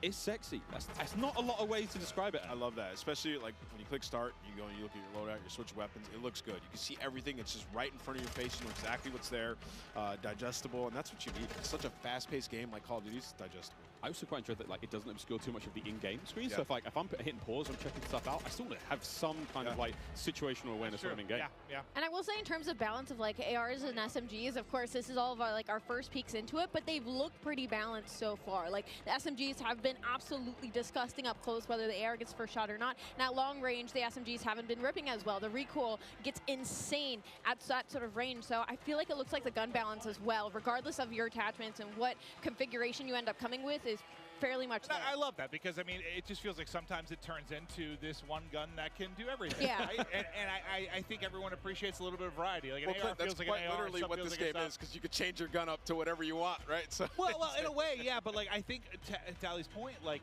there seems to be a little more separation between your SMGs like I haven't seen the do-it-all gun just yet. No, I mean, we saw Aiden, of course, on the Mountain Dew green carpet, like, I want a broken shotgun. And I'm sure he can make it, but broken, we'll find out what that really means. Of course, as the game like sawed off. develops. he wants a sawn off that kills people across map, that makes them move real fast. I mean, hey, who knows? Gunsmith is crazy. 2.0 even crazier. Well, I mean, we'll see if he can do it. It's wild. I mean, no matter how much work has gone into this, we've got the nerds in the building, and this is where if anyone's going to test some stuff, find some, weird combination that turns a shotgun into a sniper. This is the crew that's going to do it. We've only scratched the surface. Oh yeah, we've touched it for 20 minutes. Of what people are going to do with this gun. That's just not enough, is it, Miles? Not enough. No idea what these guys are going to come up with, but it's going to be crazy. I need a good sort of 2 to 3 hours to really look at Chef Tony. This is one of the most famous Italian men in the world. Makes a mean stromboli. We love him. Metal boots on the building. He's got the M4. Metal boots. He's going to run this class setup from now until the next 2 years. We're talking about it can be great to mess around with guns. Oh, Chris Crowder. Listen, I'm not sure what's going on here. Chris has been growing some sort of beard that's happening for the first time that I've seen. He's usually very baby-faced. Now he's kind of going for some sort of supermodel type thing, or maybe like being a rapper, singer. I'm not sure. He's a handsome He really is. He really is. A tiny little bit of a user interface there. If you hold a circle, whatever your sort of crouch button is when you're on a ladder, you can fast slide down it. So that's going to get spicy in the fight. He's up. He's on his feet. He's on his feet. The Gouch. Oh, man. We will be playing all day, friends, all day. You know what? The iron sights here kind of clean. Well, I think this is great, too, for a lot of, people like, you saw Zenny, you saw Crowder. For those who don't know, they work on the CDL side. They're really in the midst of stuff during the season. they don't get to come to stuff like this that often and see all these content creators. I imagine they're in heaven. I've seen some of the tweets, just having a blast, meeting a lot of different people. So as far as STRIX goes, we haven't seen a whole lot. Obviously, cruise missiles there, counter UAV, a classic. VTOL is going to be back. You know, everything. I mean, the Juggernaut is I think it's the final one, and it looks crazy. And whoever that AFK player was, get a grip. You are live COD next. But yeah, there's a ton of cool stuff, and I mean, we're seeing Wilson's in there as well. What I was gonna say. I love that. We're gonna have a lot of fun. Chopper Gunner's back. I mean, it's called. I think it's called Air Support now, but it's it's an AC-130. You know what I'm talking about, friends. There's a Chopper Gunner here as well. Oh yeah, we're gonna be seeing it all. Yeah, Miles, like, if we play against each other later today, when we get the free play, I'm getting a Chopper. I think I'm actually locked on this desk all day. I would love to play more. after the stream's over, I think we can play more. Yeah, I think we once the curtains go down, we're gonna dive on. Can you hear the chain? Yeah, that's how I visualize like your ankle's just tied to the desk. They can wheel me in the chair, but it's hard to get down the stairs. Here we go, another cruise. Breadman, how we doing? And what a shot. He got two. Hat over the headset. He killed Nick Mercs. All right, we're gonna see you later, Nick. So this is the air support we were saying. Yeah, this is it's like kind of like a lightning strike. Yeah. Nice. What is that thing? The Fennec. Or it's a custom one. Wait a minute. Longer range, maybe? But that looks like the Fennec. Yeah, that's the Fennec Iron Sight. That boy don't recoil. What? All right, Breadman's already found a winner. Yeah, Bread's got Oh my god! It does recoil, but it like doesn't. But he's holding that thing down though. But, Yeah, he's all right. So going he's straight, on mouse, obviously recoil, long range. You can manage it a bit more, but it doesn't seem like there's a lot. He's just putting them down. Yeah, cameraman, get in there real close. Show me the hands. Show me the hands. Oh, gun him. So we played this map yesterday in the 3P mode. That was a lot of fun. Museum, yeah, this is a lot of fun. We saw a top down of this on socials recently, but There we go. Yeah, give me the hands. You hear how that sounds? So satisfying. That sounds scary though. Yeah. You hear that? That better be on my team. I mean, he is one of the better aimers I've seen, though. Like, a lot of the tournament stuff, when you're talking about mouse and keyboard players, like, he is absolutely nuts with it. So, not surprised to see him finding some wins in the long-range battles, but... I gotta see his recoil control. So what do you guys think about all these maps so far? What's been your guys' favorite, Miles? Honestly, yeah, it doesn't look like he's pulling down a whole lot. Honestly, this is Museum. Nice big central area, essentially 3 lanes. I mean, there's a second story. We're about to go up there now. This is where Breadman is. It's nice, man. We've got some decent lines of sight. Snipers are going to have a lot of fun here. We played Hardpoint on this map. We played Prisoner Rescue. Courage and I clutched up big time last night in like a 2v5. I had the Prisoner on my back. I was sprinting. And I can hear Jack picking up 3-4 kills. Let's go, baby! Screaming. I'm there sprinting. I'd be that guy on the team, too. I'd be carrying. Yeah. It was great. It was really great. We had a lot of fun. There's a lot of cool, you know, the opening breaks and stuff. Like he's on a 15 streak, by the way. Excuse me. He was frying. He's literally annihilating the lobby. Yeah, let's stick with him. He's on 15 in a row. Another cruise coming in. Bang! This is the Elgato replay of how this all started. Oh, he gets 2 again. Wait. Just ripping them. It's the same 2 people. No, sorry, this guy. Oh, it's a replay. Oh, is it? I was about to say. Yeah, it's a replay. He was on 15 in a row. I thought he got another one. I thought he wrapped his streaks. It's all good. Oh, dude, I basically just pulled a symphony, dude, when he was casting the pregame lobby. Oh, and it was a tournament. I thought he earned another one. Glorious. Well, last thing I saw was 15 streak. I was fired up for my guy. So he put a. Oh, so it's M4. His just sounds crazy. I think it's the dubbing of the audio. It might be his stream, but either way, it's his stream. That boy is ripping metal. So, again, it's kind of cool to see there on the bottom side of the screen for a moment there how the perk system works. He's already at his 2nd tier of perks, which I think was Spotter. 19 kills. Let's go, Breadman. And, of course, he's working his way towards that final perk here in this hardpoint. Yeah, it's not that crazy. I thought he wrapped streaks now, is it? He is annihilating everyone. 20. He's farming. Yeah, he's literally farming. Somebody kill Breadman. Wait, do you guys see the movement though that I was talking about? Like how when you're moving, like your whole body, like it's different than other Call of Duty games. It's very hard to put into words, but once you get your hands on this game, like you can tell everything moves with you. Like usually the gun's fairly stationary, but like everything is moving with you at all times. And you can see it, so that's you know, can see for more of the hardcore players, the players that go out there and they're like jiggle peeking, your hips and your head. Yeah, like now. everything's going. So it's a little bit different. When you play the 3P mode, you can get a better understanding of like how that looks, and you'll see that a little bit later today. Just like the physics of the character. The physics of the character has been reimagined, so it's different. So yeah, throwing those shoulders. You got to be a little careful. I mean, everyone's like Shakira out there throwing the hips around. You got to be very. I mean, it's the animation. I've been comparing to Shakira, yeah. I don't doubt that, but you got to look how smooth the animations can be, and it's been so much fun so far. Oh, is this what it looks like to be on the other side of the Breadman? Yeah, that's what I was actually wondering. Wait. We're going to get up there and kick his ass. Oh. I think that was Breadman. That was might have Breadman. been. Yep, I believe that was Breadman. He's got 25 kills. He's got that thing locked down. Squid, get up there and get him. Just go back in there.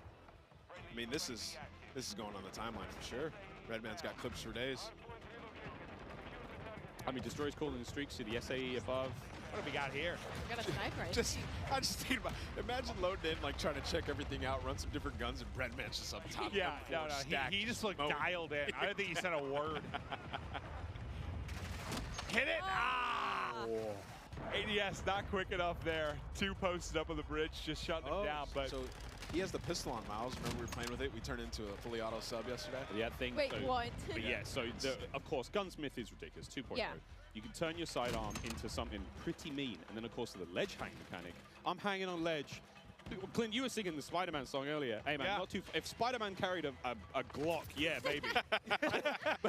It is crazy to see like how much damage you can do with that thing, and just I mean, it's something that we have to learn now as Call of Duty players. I have to now look at funny ledges and see where players are. Yeah. I was also trying out some of the field upgrades yesterday for the short amount of time that I did have. I tried the camera one. It was so interesting. Just like throw it down, go hide in the corner. You can see when they're pushing at you. It's You hold your own. You hold your own flank at that. Yeah, you got your own choke points. That's great. And again, another thing. Oh. Oh, Isaac. He nearly got both of them there. And of course, Isaac, one of our streamers coming in from Europe, made the long trip across. yeah, I was wondering how many people we had here internationally. I've casted over him in a bunch of Warzone tournaments. He's made some deep runs. Guy's a monster. But as he's just trying to hit some snipes and try some of the different weapons, Breadman's kind of been annihilated in the lobby. But there we go. Another shot gonna hit. Bang. I'm already really liking the sounds of these guns. I'm liking the way the crosshairs look. Like, this is something I cannot wait to get. Oh, hello. Breadman just got a 3-piece, and then Isaac followed up with the 4th in the feed. That was very satisfying. Oh, yeah. They are just tearing them apart, it feels like. What's that field upgrade he has there? I can't tell from that. That could be the portable radar. That might, yeah. So that little bad boy kind of gives you sort of a local sort of UAV, but the radius isn't obviously great, but hey man, in a pinch, I'll take it. Dude, look where that bullet hit. Just hit like right on the panel of the window, so the first shot didn't hit. Second one, that'll go through. I was using this yesterday. It's a powerful shot. It got feels, a couple it collabs. feels. Oh, wait, somebody saved him. Oh my god. It was Breadman. Oh my god. Nick Mercs was trying to assassinate Isaac. All right, get us out of there. Over the crowd. Here's the Fennec. You run so quick with this thing. I mean, look how different this POV seems versus like the sniper POV. Yeah. Right? Like you're moving. You're going. That. Oh, wow. doesn't matter, Okay. though. Okay, Sean J. Sean fries him. Again, this is that sort of idea of like the different, maybe not play styles, but kind of like player attributes here, what you're going for. Crowder is obviously, he's way more aggressive, He might be hitting flank soon, but the way he's kicked himself out. Whoa. He's in the mix. I think something that you could learn a lot, that all these creators are going to learn very quickly, is there a lot more paths on the map than you know about. Like, on this one specifically, behind Crowder, there's an underground passageway where one of the flags are, and, like, I didn't even know you could go down there. Like, I had to wrap the entire building before I figured out how to get underground. So there's a lot more angles and a lot more passageways than I think a lot of these creators are expecting, and that's why we're going to see possibly a lot more assassinations, possibly a lot more cruddy corners, and people just popping out of literally nowhere. Crowder is locked in. And that is the power of the Fennec. That player didn't stand a chance. Yeah, he's in the perfect area to use this weapon. It's like going out, getting peaks, close range combat. It's a lot of fun to use this one, man. I was using it in the majority of the games. I mean, they're not doing a great job in-game. They've got the lead for now, but again, classic Dom. Capture the flags. UAVs and all sorts, kill streaks coming up. No one's, I don't think it was going too crazy with any of the kill streak choices. We did see Crim6 with a VTOL earlier. Again, classic from MW19. Yep. I wonder if we're going to see any more today. Ooh, you saw that? He jumped. I can imagine. I mean, this is the chance to test everything. Run through, try different weapons. I mean, as much as I say that, we know how a lot of these people are. They're going for crazy clips. They want to drop bombs. They want to have high kill games. So some are going to find stuff they like, little combination they feel comfortable with, and they're going to send it. But Crowder, yeah, he's in the mix right now. Movement, I mean, he seems pretty comfortable so far. Just with little hop chows. Yeah, the bunny hop. Freebies. Like earlier, just hopping around. You can even hip fire this one. He's picking up a ton of kills. He's loving this class setup. He switched it up from last time. So one of the big things, I mean, before the show started, I walked around and talked to as many of the streamers as I possibly could, and I was just like, you know, you've had a tiny bit of time with the game. How you feeling about this? And almost every single one of them said, I'm really struggling not to slide everywhere. They've been so used to doing that. Get used to it. From MW19 all the way through to Warzone when, you know, we're on Caldera. It's not the same. It's not the same. I can say that just from all the Warzone I've played, like, it's gonna take like my hand, just the muscle memory of it. Like I'm just I've been slide canceling now for years across the map. It's just gonna take a little to get used to, 100%. Yeah, but I do think my hands are going to be very happy, though. I'm not having to do that constantly across the map. Yeah, if you try to slide around now, you might even be slower than just sprinting. Honestly, yeah. That's how it looks. Again, it's how you use it. Is the dive is a really great mechanic for escaping. The slide gets you into different positions, obviously. I like to leave in my head, you know, the ball head. So I think the diving thing's going to be good for me. Just like a bowling ball, you know, Miles? Just sending it through a door, sending it through a window. Maybe diving into someone. You think I can knock somebody out that way? I wonder if there's an attachment for you. You? Yeah. It's like a unicorn like a type bayonet power. or something. Yeah, bayonet on my head. Okay, that sounds sick though. Honestly, hold on. If the devs are listening, let's think about that a little bit. A bayonet dive kill. Oh my God, I want that immediately. I'm thinking like, you know, I've got this idea of like, you know, Yondu from Guns. He's got a big fin on his head. Yes. But make that a blade. Absolutely. Isaac. Oh, quick swat again. That is his sidearm. That's his pistol. Again, the range on that bad boy is going to be all that crazy, but you know it's going to rip when it hits. Sniper's just so satisfying when you get the kill. The sound, how deep it is. It's amazing. It feels like there's no drag in the sniper. When you were using an ant, did you have to lead your shot at all, or was it a direct hit? It felt like an invasion, like I had to lead my shot a little bit, but that could just be because I'm rusty. Oh, and I was trying to shoot across the map. But you can get some feeds, man. Like I got a couple collats with this gun. It's super powerful. Sniping is back, friends. Not to dub. Snipe's still fast and fun again. 64! What? Yeah, we thought Bread was popping off. Destroy's up there frying. He's got double the score of everybody in the lobby. Ooh. All right. Look at this. Oh man, through the door with the pistol. A lot of windows on that map as well. A lot of glass above those door frames. I found on, you know, keeping the teasers at it, but like opening breaks and stuff. A lot of sweet nade spots already. Yeah, I can't wait. I cannot wait. A little peek at the menu here now as well, of course, while Isaac gets ready to get into his next game. So much in Modern Warfare 2. We're almost actually ready to keep the show running. Jess, you're down there with Zuma. Tell us how Tommy's doing. Miles, that's right, I am. Right here with Zuma, Tommy Properado himself. So, I mean, you have now had your first taste of Modern Warfare 2 here at COD Next. What did you think? Oh, it's incredible. The game feels super smooth. The gunplay is awesome. I like the time to kill. And the maps are dope. A lot of close quarter gunfights. And, you know, I've been having a blast, man. The chat's loving it as well. They're loving it. So there's so much to talk about, you know, new modes, new maps, changes to the Gunsmith. But what really stands out to you? Like, what are you excited about? I'm really excited just to get the competition going. I mean, I'm excited for the CDO, and I heard them talking about ranked play, so, you know, I'm really excited for that. And Warzone 2 looked incredible as well. I was talking to Repulse. We're going to be the Warzone duo this year, so I'll be bouncing around between the both. But I'm just excited for something new, you know, a new game. And it's been a lot of fun to play, and there's so many amazing creators here. And just thank you to everybody, and thank you to Call of Duty for the opportunity to be here. It's awesome. And then, you know, real quick, with Modern Warfare 2 on the horizon, what does the year ahead look like for you? Man, just a lot of shows, man. A lot of flanks, a lot of streams. I mean, the content's gonna be pushing all year, so excited, man. Zumafi's gonna take over, and we're gonna have some fun, man. We're gonna have some fun. All right, well, thank you so much. That is all from me for now. I believe I'm handing it off to my dear friend Lottie.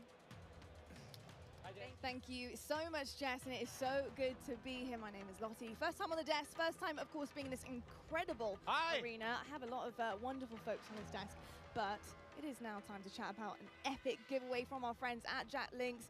Each Jack Links supply drop includes a brand new copy of Modern Warfare on the platform of your choice, delicious Jack Links limited edition products, and brand new epic in-game items that I promise you'll be dying to get your hands on. So check this out on how to enter. Looking for an epic way to celebrate the launch of Modern Warfare 2? Jack Links has got you covered, giving you the chance to win the ultimate Modern Warfare 2 supply drop. Keep an eye out during the broadcast for the Jack Links Sasquatch to appear on screen. If you see it, grab your phone and scan the QR code, following the prompts to qualify for entry. Tune in to Call of Duty Next. Squad up with Sasquatch and level up for the ultimate viewing experience, courtesy of Jack Links. Terms and conditions apply. All right, folks, so keep your eyes peeled to spot the Sasquatch on the screen throughout the show. Scan that QR code and enter all your information for a chance to win. But it is my absolute honor and pleasure to be on the desk, of course, alongside Maven. But we also have Jeff and Joe on here to talk all things Modern Warfare 2. Of course, our multiplayer design directors here. And we're just going to get a bit nerdy, to be honest. You know, we're going to look at a bit of gameplay. I am so excited to talk about it. But Maven, I've got to ask you, what do you want to dive into first? We have the two guys that are going to answer our questions. Well, here. First off, by the way, you guys killed it in the opening of the show. Thank you know, it started real smooth. I'm sure nerves were going a little bit, but it was awesome to see. But I know we're going to have gameplay that's going to be popping up. We're going to chat through stuff. But I think one thing I kind of want to chat through is just there's been a lot of significant changes. You guys are always looking to how to kind of tweak the wheel a little bit. Can we chat through kind of the perk change and where your head was at with regards to that? Because it's a big change. It's interesting. Yeah, you know, perks haven't really been touched for a long time in the series. And I guess by nature, they're passive. And so most of the time we found people just, you know, find the 3 that they like, and that's it. They kind of forget about the. I said that earlier. That's me. Yeah. Like, I find a few I like, and like that's my class. There we go. We just wanted to come up with a system that was a little bit more engaging, and so we grouped them into 3 different categories. You get 2 to start with, and then you pick a 3rd, and then you pick a 4th, and they're rewarded as you play. You really like how they proc at the end. Yeah. I mean, an announcer comes up, tells you what perk you got, and it kind of re-engages you with what's available, right? And they're earned through time and score, so eventually you'll get them, and you're not gonna. It doesn't reset on death. It allowed us to kind of like create a couple more powerful perks and put them at the end because you're not going to have them the whole match. And there's some interesting depth there where you can say, okay, UAVs are really powerful early match. Like there's different things you can do where you're kind of like, if you're one of those players who really wants to noodle, you're like, okay, I know these aren't in play yet. Well, I guess, listen, it's very different, but I'm also a big like RPG guy, so I like the process of like unlocking things and earning things. It's just like at the core of who I am. So I dig that, just like the progression over the course of one single map. I think is very cool. Yeah, it just feels good. It feels good. It feels good to be reminded what you have. Yeah, no, 100%. Oh, and I guess we didn't touch on actually is the packages, right? From like, we're talking a lot about the theory crafting of what you set up, but we actually have these defined packages. So early on, you just say, you know, I want this playstyle. I just grab this package and go. And then later on, when you're like, okay, I like that, but I want to noodle a little bit. You can hop in and create your own packages. You know, that kind of, it really, people can see that through the default loadouts. And we've packaged in, based on those kind of player behaviors we were talking about earlier, we've usually shipped 6 or 5 default loadouts, but we have 6 with this one. Okay. We found 2 for each behavior. And so those perk packages are already in there. And it's something different in this game. We actually allow you to attach a field upgrade within that, within each loadout. And so it's a little bit more micromanagey, but it felt to us that you're kind of more creating your class and your character for, you know, in that. So people in the beta should really try out those default loadouts because we put a lot of time into how those play. Well, I'm curious in like play testing, did you see like I'm sure everyone has a way they view themselves as a player. Like maybe you want to start as more of like a sentinel type. Did you see like as people got more comfortable with the game, like an evolution towards maybe a faster pace, or what did you notice when playtesting these different types of things? Yeah, I mean, I think overall most of our players are rushers. Yeah, but, you know, you're not wrong. Depends on the circles you run, but you know, there are these other players, and we wanted to just make sure that we're supporting all of them. And so, you know, some of the field upgrades can be more sentinel and trying to hold down positions. But that's why we added in the DDoS, like we said, to kind of just say, I've had enough. I want to pause all this stuff and make it go away. Yeah. But we also leaned into creating game modes that can facilitate this kind of siege gameplay. But now we talk about the rushing players, right? But we also want to talk about the pacing, the movement, you know, what it looks like, how it feels to be in game. And when I got a chance to get on the sticks yesterday, something I noticed is it is a little bit slower paced, right? We're going to be sprinting round, not sliding round. And I think another thing I want to talk about is the dolphin dives. I've been diving down escalators, getting prone, looking at hard points, trying to figure out, can I see bomb site B or A? Like, you know, it's pretty incredible with the movement and how it feels. What was it like making that? What were the decisions behind that pushing forward? Because the feel of the game is huge. Yeah, I think fluidity, and I mentioned it previously, is like really important, right? But we did make some small tweaks, right? Like slide has a little bit more of a hang up so that people aren't just sliding around the map, so that they're actually moving through spaces, checking corners, and kind of like pacing themselves. But the general movement of guns should be almost exactly the same. And Jeff and I regularly check in. We're like, okay, how are we doing? Like, let's look at last game, let's look at this game. And we try and be consistent in that regard. But there have been these small tweaks, and the dive is one of those tweaks. The ledge hang is one of those tweaks. And those will change how people move through a space, right? You won't throw yourself over a wall, you'll peek that wall first. Yeah, I love the ledge hangs because, you know, just testing out yesterday, being able to kind of ledge hang and really use it as intel as well. I think when it comes to multiplayer and competitive side, that's kind of where I'm at here, is being able in S&D, just being able to know where people are, give that intel to your team, peek that back down again, making sure you're not getting your dome ripped off by a sniper, of course, major stuff here, but and exciting that the fact that you can get your secondary weapon out and start to put a bit of damage in and help out there. So in terms of ledge hang, where did that come from? What was the idea behind it? You know, why is it so special to have that in the game? To be honest, it came out of face planting too many times, parachuting in, just missing that ledge, and you're like, nope, that's frustrating. Let's fix that. Well, we've all been there. Like, whether you've been playing Warzone, like you're trying to like hop and grab it, and you just like, it's like you want to hit the button to like activate the pull-up, but then yeah, you hit your shoot and you're like falling down. It can be so frustrating. Yeah. So I mean, really, that's where it came from. But yeah, it was also the high mantle too, right? Like late when we were developing Modern Warfare, and then Warzone started to come out. We had these walls and things. We ended up turning up the mantle height in Warzone. Okay. And it didn't feel as polished, but it allowed people to get over walls they otherwise couldn't.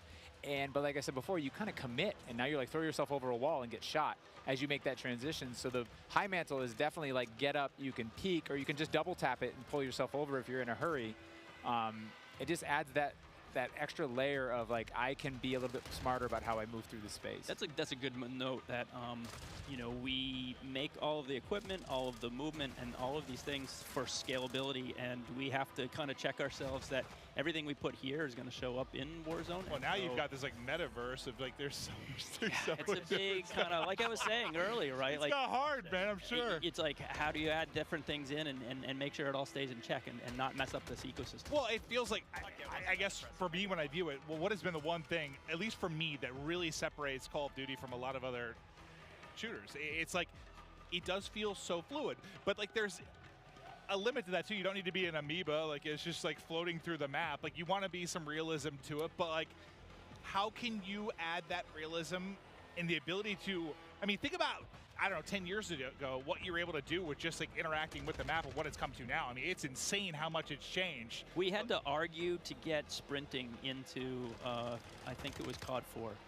I'm sure. We didn't have that, and so like just the evolution of where. Yeah, it's come a long ways. I played the very first one, so yeah. Yeah, it's been pretty special, and something else that's a bit special as well is the fact that we have all these content creators behind us. We have an Elgato replay for you guys. It's actually Myth here on Prison Rescue. Just gonna check this one out and see exactly what went down here. And Prison Rescue is gonna be a really exciting one, of course, because you have to get that objective done. You need to go rescue the prisoner, and carrying them out is gonna be huge because that icon does disappear.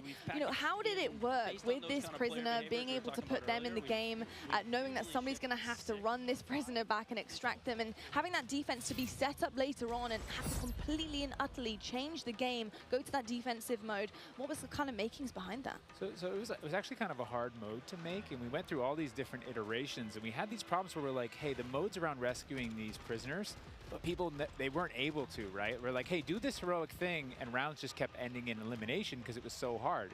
And that's why we added the radar sweep that you get when you get the prisoner, and that's why we took the icon away when you pick the prisoner up. Because we were going through, and we tried with one prisoner, we tried with two right next to each other, we tried all these different iterations, and it took a while before everything kind of clicked. And often when you're making game modes, you don't really know. Like some of them pretty quickly, you're like, oh, there it is. Yeah. But this one took a lot of work, a lot of finessing, and then we finally got it to where there is this balance, and we're seeing more hero moments. And that replay we saw, he actually, I think of that one, but while we were talking earlier, I saw him actually pick up the prisoner and take it all the way to extract and have that run, and that's what we wanted, that hero run. Yeah. I'm just thinking about like how crazy it's gotten. Like I don't envy you guys at all. I mean, I do. You have great jobs, but like the fact that you have to think about like everything within this sandbox. Like from when you're trying to make a new mode, like how is some new movement or anything going to affect Warzone? How's it going to affect Ground War? Like, I think at every game you have that Just lay moment up and at the sleep end of the previous one. You're like, okay, how do we squeeze more blood from this stone? Yeah, You know, right, like- right. And it's like, but then you start iterating and trying different things, and you do kind of like, all of a sudden it's ballooned, and you're like, oh no, we have to cut stuff. We have too much. Yeah, I mean, Jeff, Joe, this is a pretty hard question, but just to kind of wrap things up here, you know, I think when you talk about Call of Duty, when you listen to feedback from players and different generations, they always talk about that nostalgic feeling that they get when they get on the game. What is it about Modern Warfare 2 this time around, this title in particular, do you think that is going to bring generations back, years to come, and say, look, Modern Warfare 2, excuse me, was my game, and this is why I want to play it year in, year out?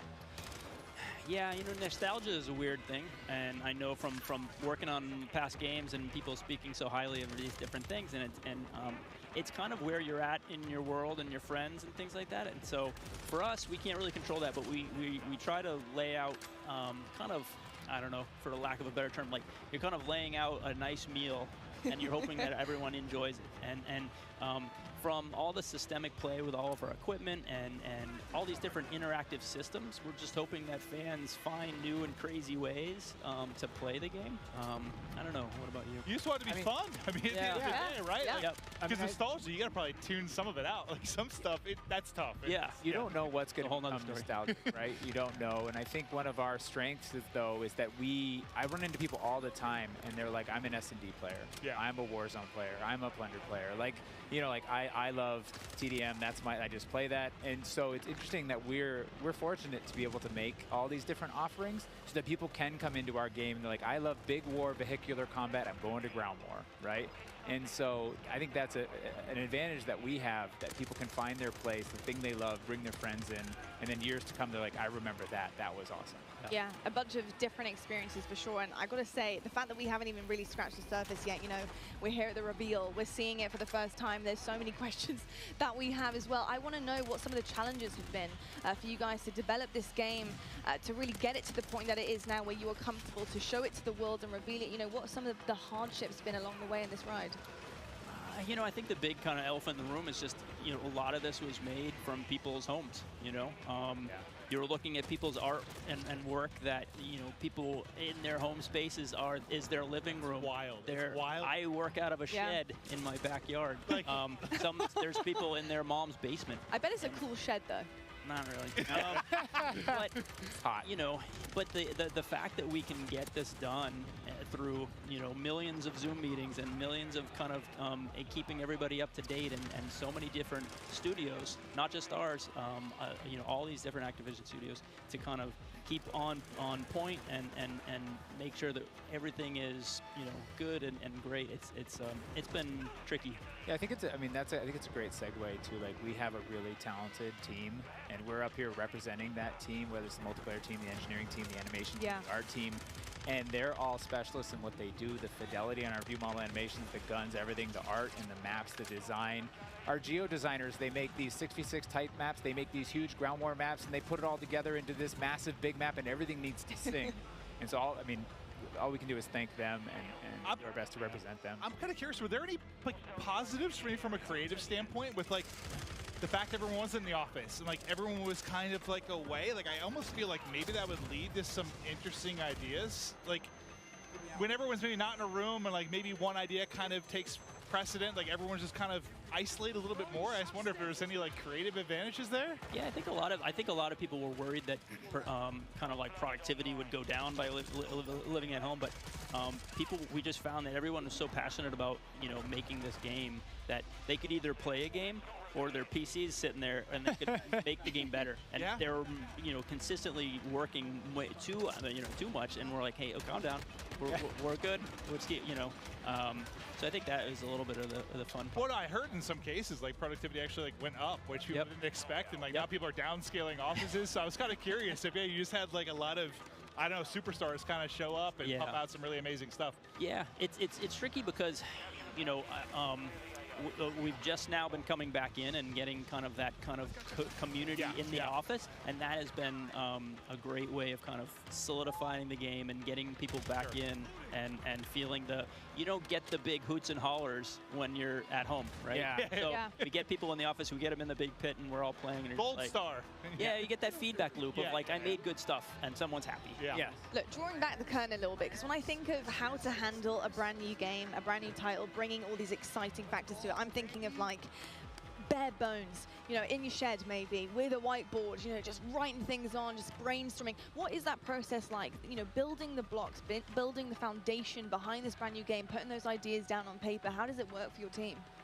Well, that's a big question. I mean, one aspect we used was we tried to kind of break everything down as simply as possible, and that really is just like a one-on-one interaction. Yeah. You know, like if you imagine how many times a one-on-one interaction happens in multiplayer or in single player, and like what does that look like? You know, they could just shoot each other, but you know, it's what is in your loadout, what's in my loadout. It's almost like it's like a card game where I use my flash and you use your smoke, and yeah, like, right. and so like we really worked on how many permutations and how that can play out. And so we figured if we can get that to come and play out in a lot of different ways, we can make a really deeply replayable game, which should, you know, make everyone really happy at the end of the day.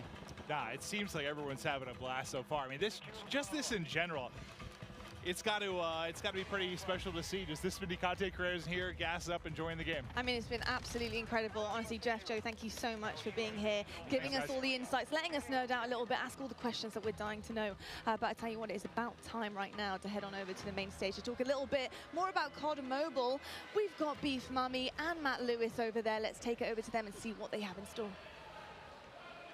All right. Thank you so much, Lottie, and welcome back to the Command Center presented by Xfinity Rewards. And it's time to finally drop into some epic Warzone mobile gameplay. And joining me here, none other than Matt Lewis. I've been so excited to bring you into this stage.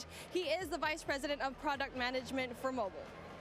Thank you so much. I am super excited to be here today. We just have some awesome gameplay. We have some cool new surprises for you. So I'm just really looking forward to sharing this moment with you and with just the entire Call of Duty community.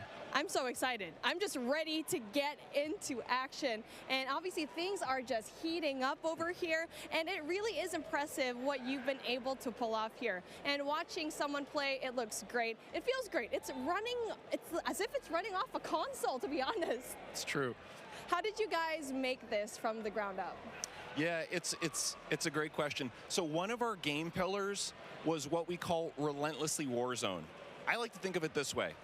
There are a set of emotions and an overall gameplay quality, something that's felt when you play Warzone.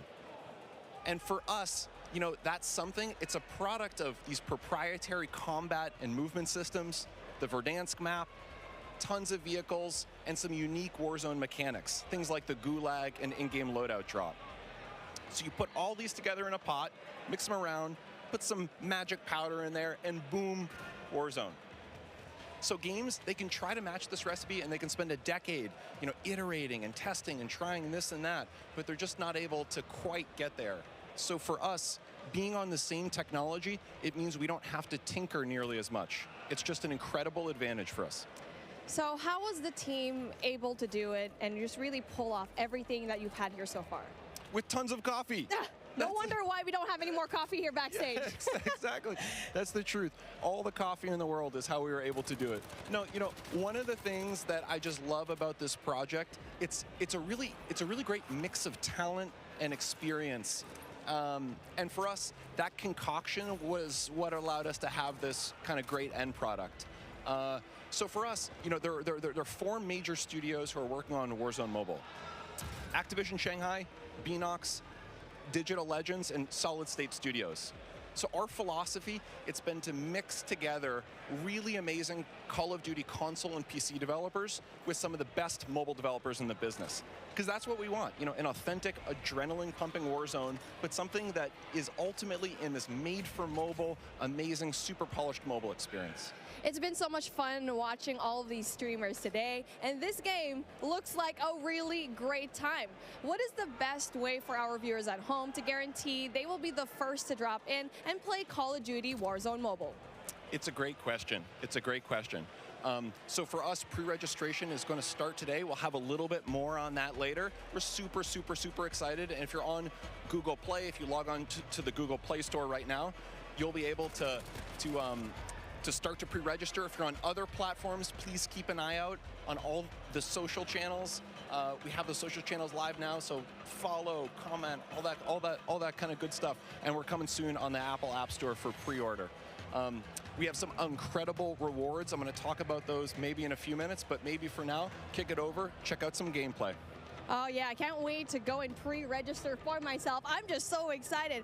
But that brings an end to our coverage of Call of Duty Warzone Mobile. And honestly, it's been such an amazing, great time here. But obviously, before we do end all of these, we're gonna try to see what kind of fun all these streamers are bringing it up over here, because we are taking up on the screen right now. I mean, this ends with us just trying to introduce the game, but obviously every one of us, we want to see the gameplay. We want to see everything that's happening here, and obviously I am with the best person to talk about everything that is happening here on your screen right now. Oh man. So when I'm looking at this gameplay right now, for me, one of the things I love about Warzone is that vehicle play. The vehicle play, the movement, and the combat systems all tied together. I'm a thumb player. I can't do the claw myself, so when I see other thumb players in particular on the vehicles, it's a soft spot for me. I just feel great. Yeah, I mean, I feel like a lot of the players right now, even if you're not on mobile, you just see this map and you go back way back 2020, and you're just seeing this map Verdansk.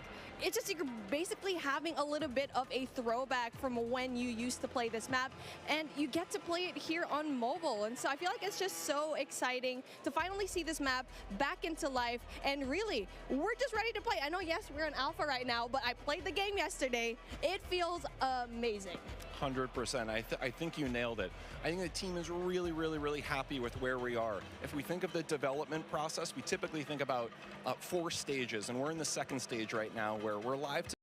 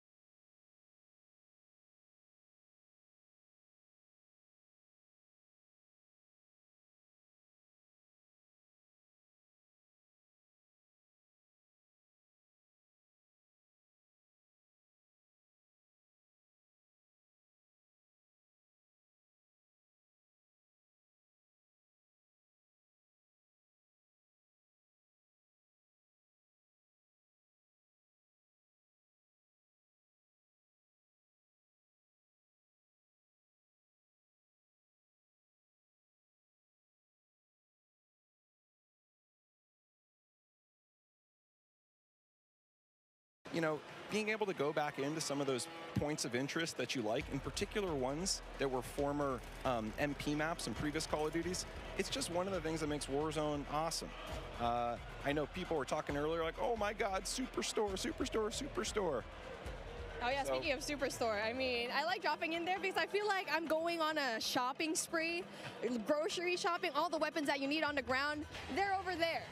But the thing is, it's in the center of everything. You're in the middle of everything. So if you want to go and just go away into safety, you're going to have such a hard time because you're worrying about people up top. Airport is right there. Boneyard is right there as well. So I feel like for me, since we're seeing Boneyard right now, it's kind of like a safe little spot because it's right off to the side, but you still get really good loot as well. Totally. Well said. And for me, one of the things I love about Verdansk as a player is there are these mix of different ranges. You have really close quarter, inside combat, things like Superstore. You have some long distance sniper areas. Some people I know like to go on top of dam and try to pick off some enemies. And then you have things that are great for AR, you know, that mix of ranges. So it really is kind of like, you know, choose your own adventure. How do you want to have that kind of gameplay? Well, talking about the I gameplay really that we don't have give right a now, damn we about definitely want to have a little bit of a look Mobile into the different streamers that we have, because Warzone obviously you can Mobile. see here the duo. We got Hawks, we got Bobby Plays, and they're definitely really known in the scene, especially when it comes to mobile. And so it's really exciting to finally see these guys enjoy the game, because we've been talking about this for such a long time. And I really asked Bobby, are you going to be here in this event? I saw your invite. I wanted one as well, but obviously I sneaked into the COD Next event and was finally here, finally able to you know, see the alpha. But hey, since we're here, taking a look at what's going to happen here on the right side of your screen. I think the rest of it is just You're basically taking a going to look be at more the map, and gameplay it's like it's exactly what we saw in stuff Warzone. like, you know, whatever Totally, this it's getting is. to one of those What the end hell? crunch periods. This is my favorite. The Passing circle Bobby? started That's to interesting. close. not So yet I'm just final gonna. circle, but Yeah, it's I'm not definitely gonna that time. You broadcast. got to be a This little bit strategic and smart about your dumb. choices. I think There is so. a I don't think penalty there's really to get a no little point bit in too aggressive. broadcasting the rest of this. And now, speaking of being so aggressive, I it's like we am were talking about it. gonna It's really a end matter of where you my drop, because obviously the tier 5 broadcast loot zones, now. the tier 4 loot zones, you'll So always yeah, have thanks that guys risk, for but obviously anyone the that's reward is a tuning in. little bit more high.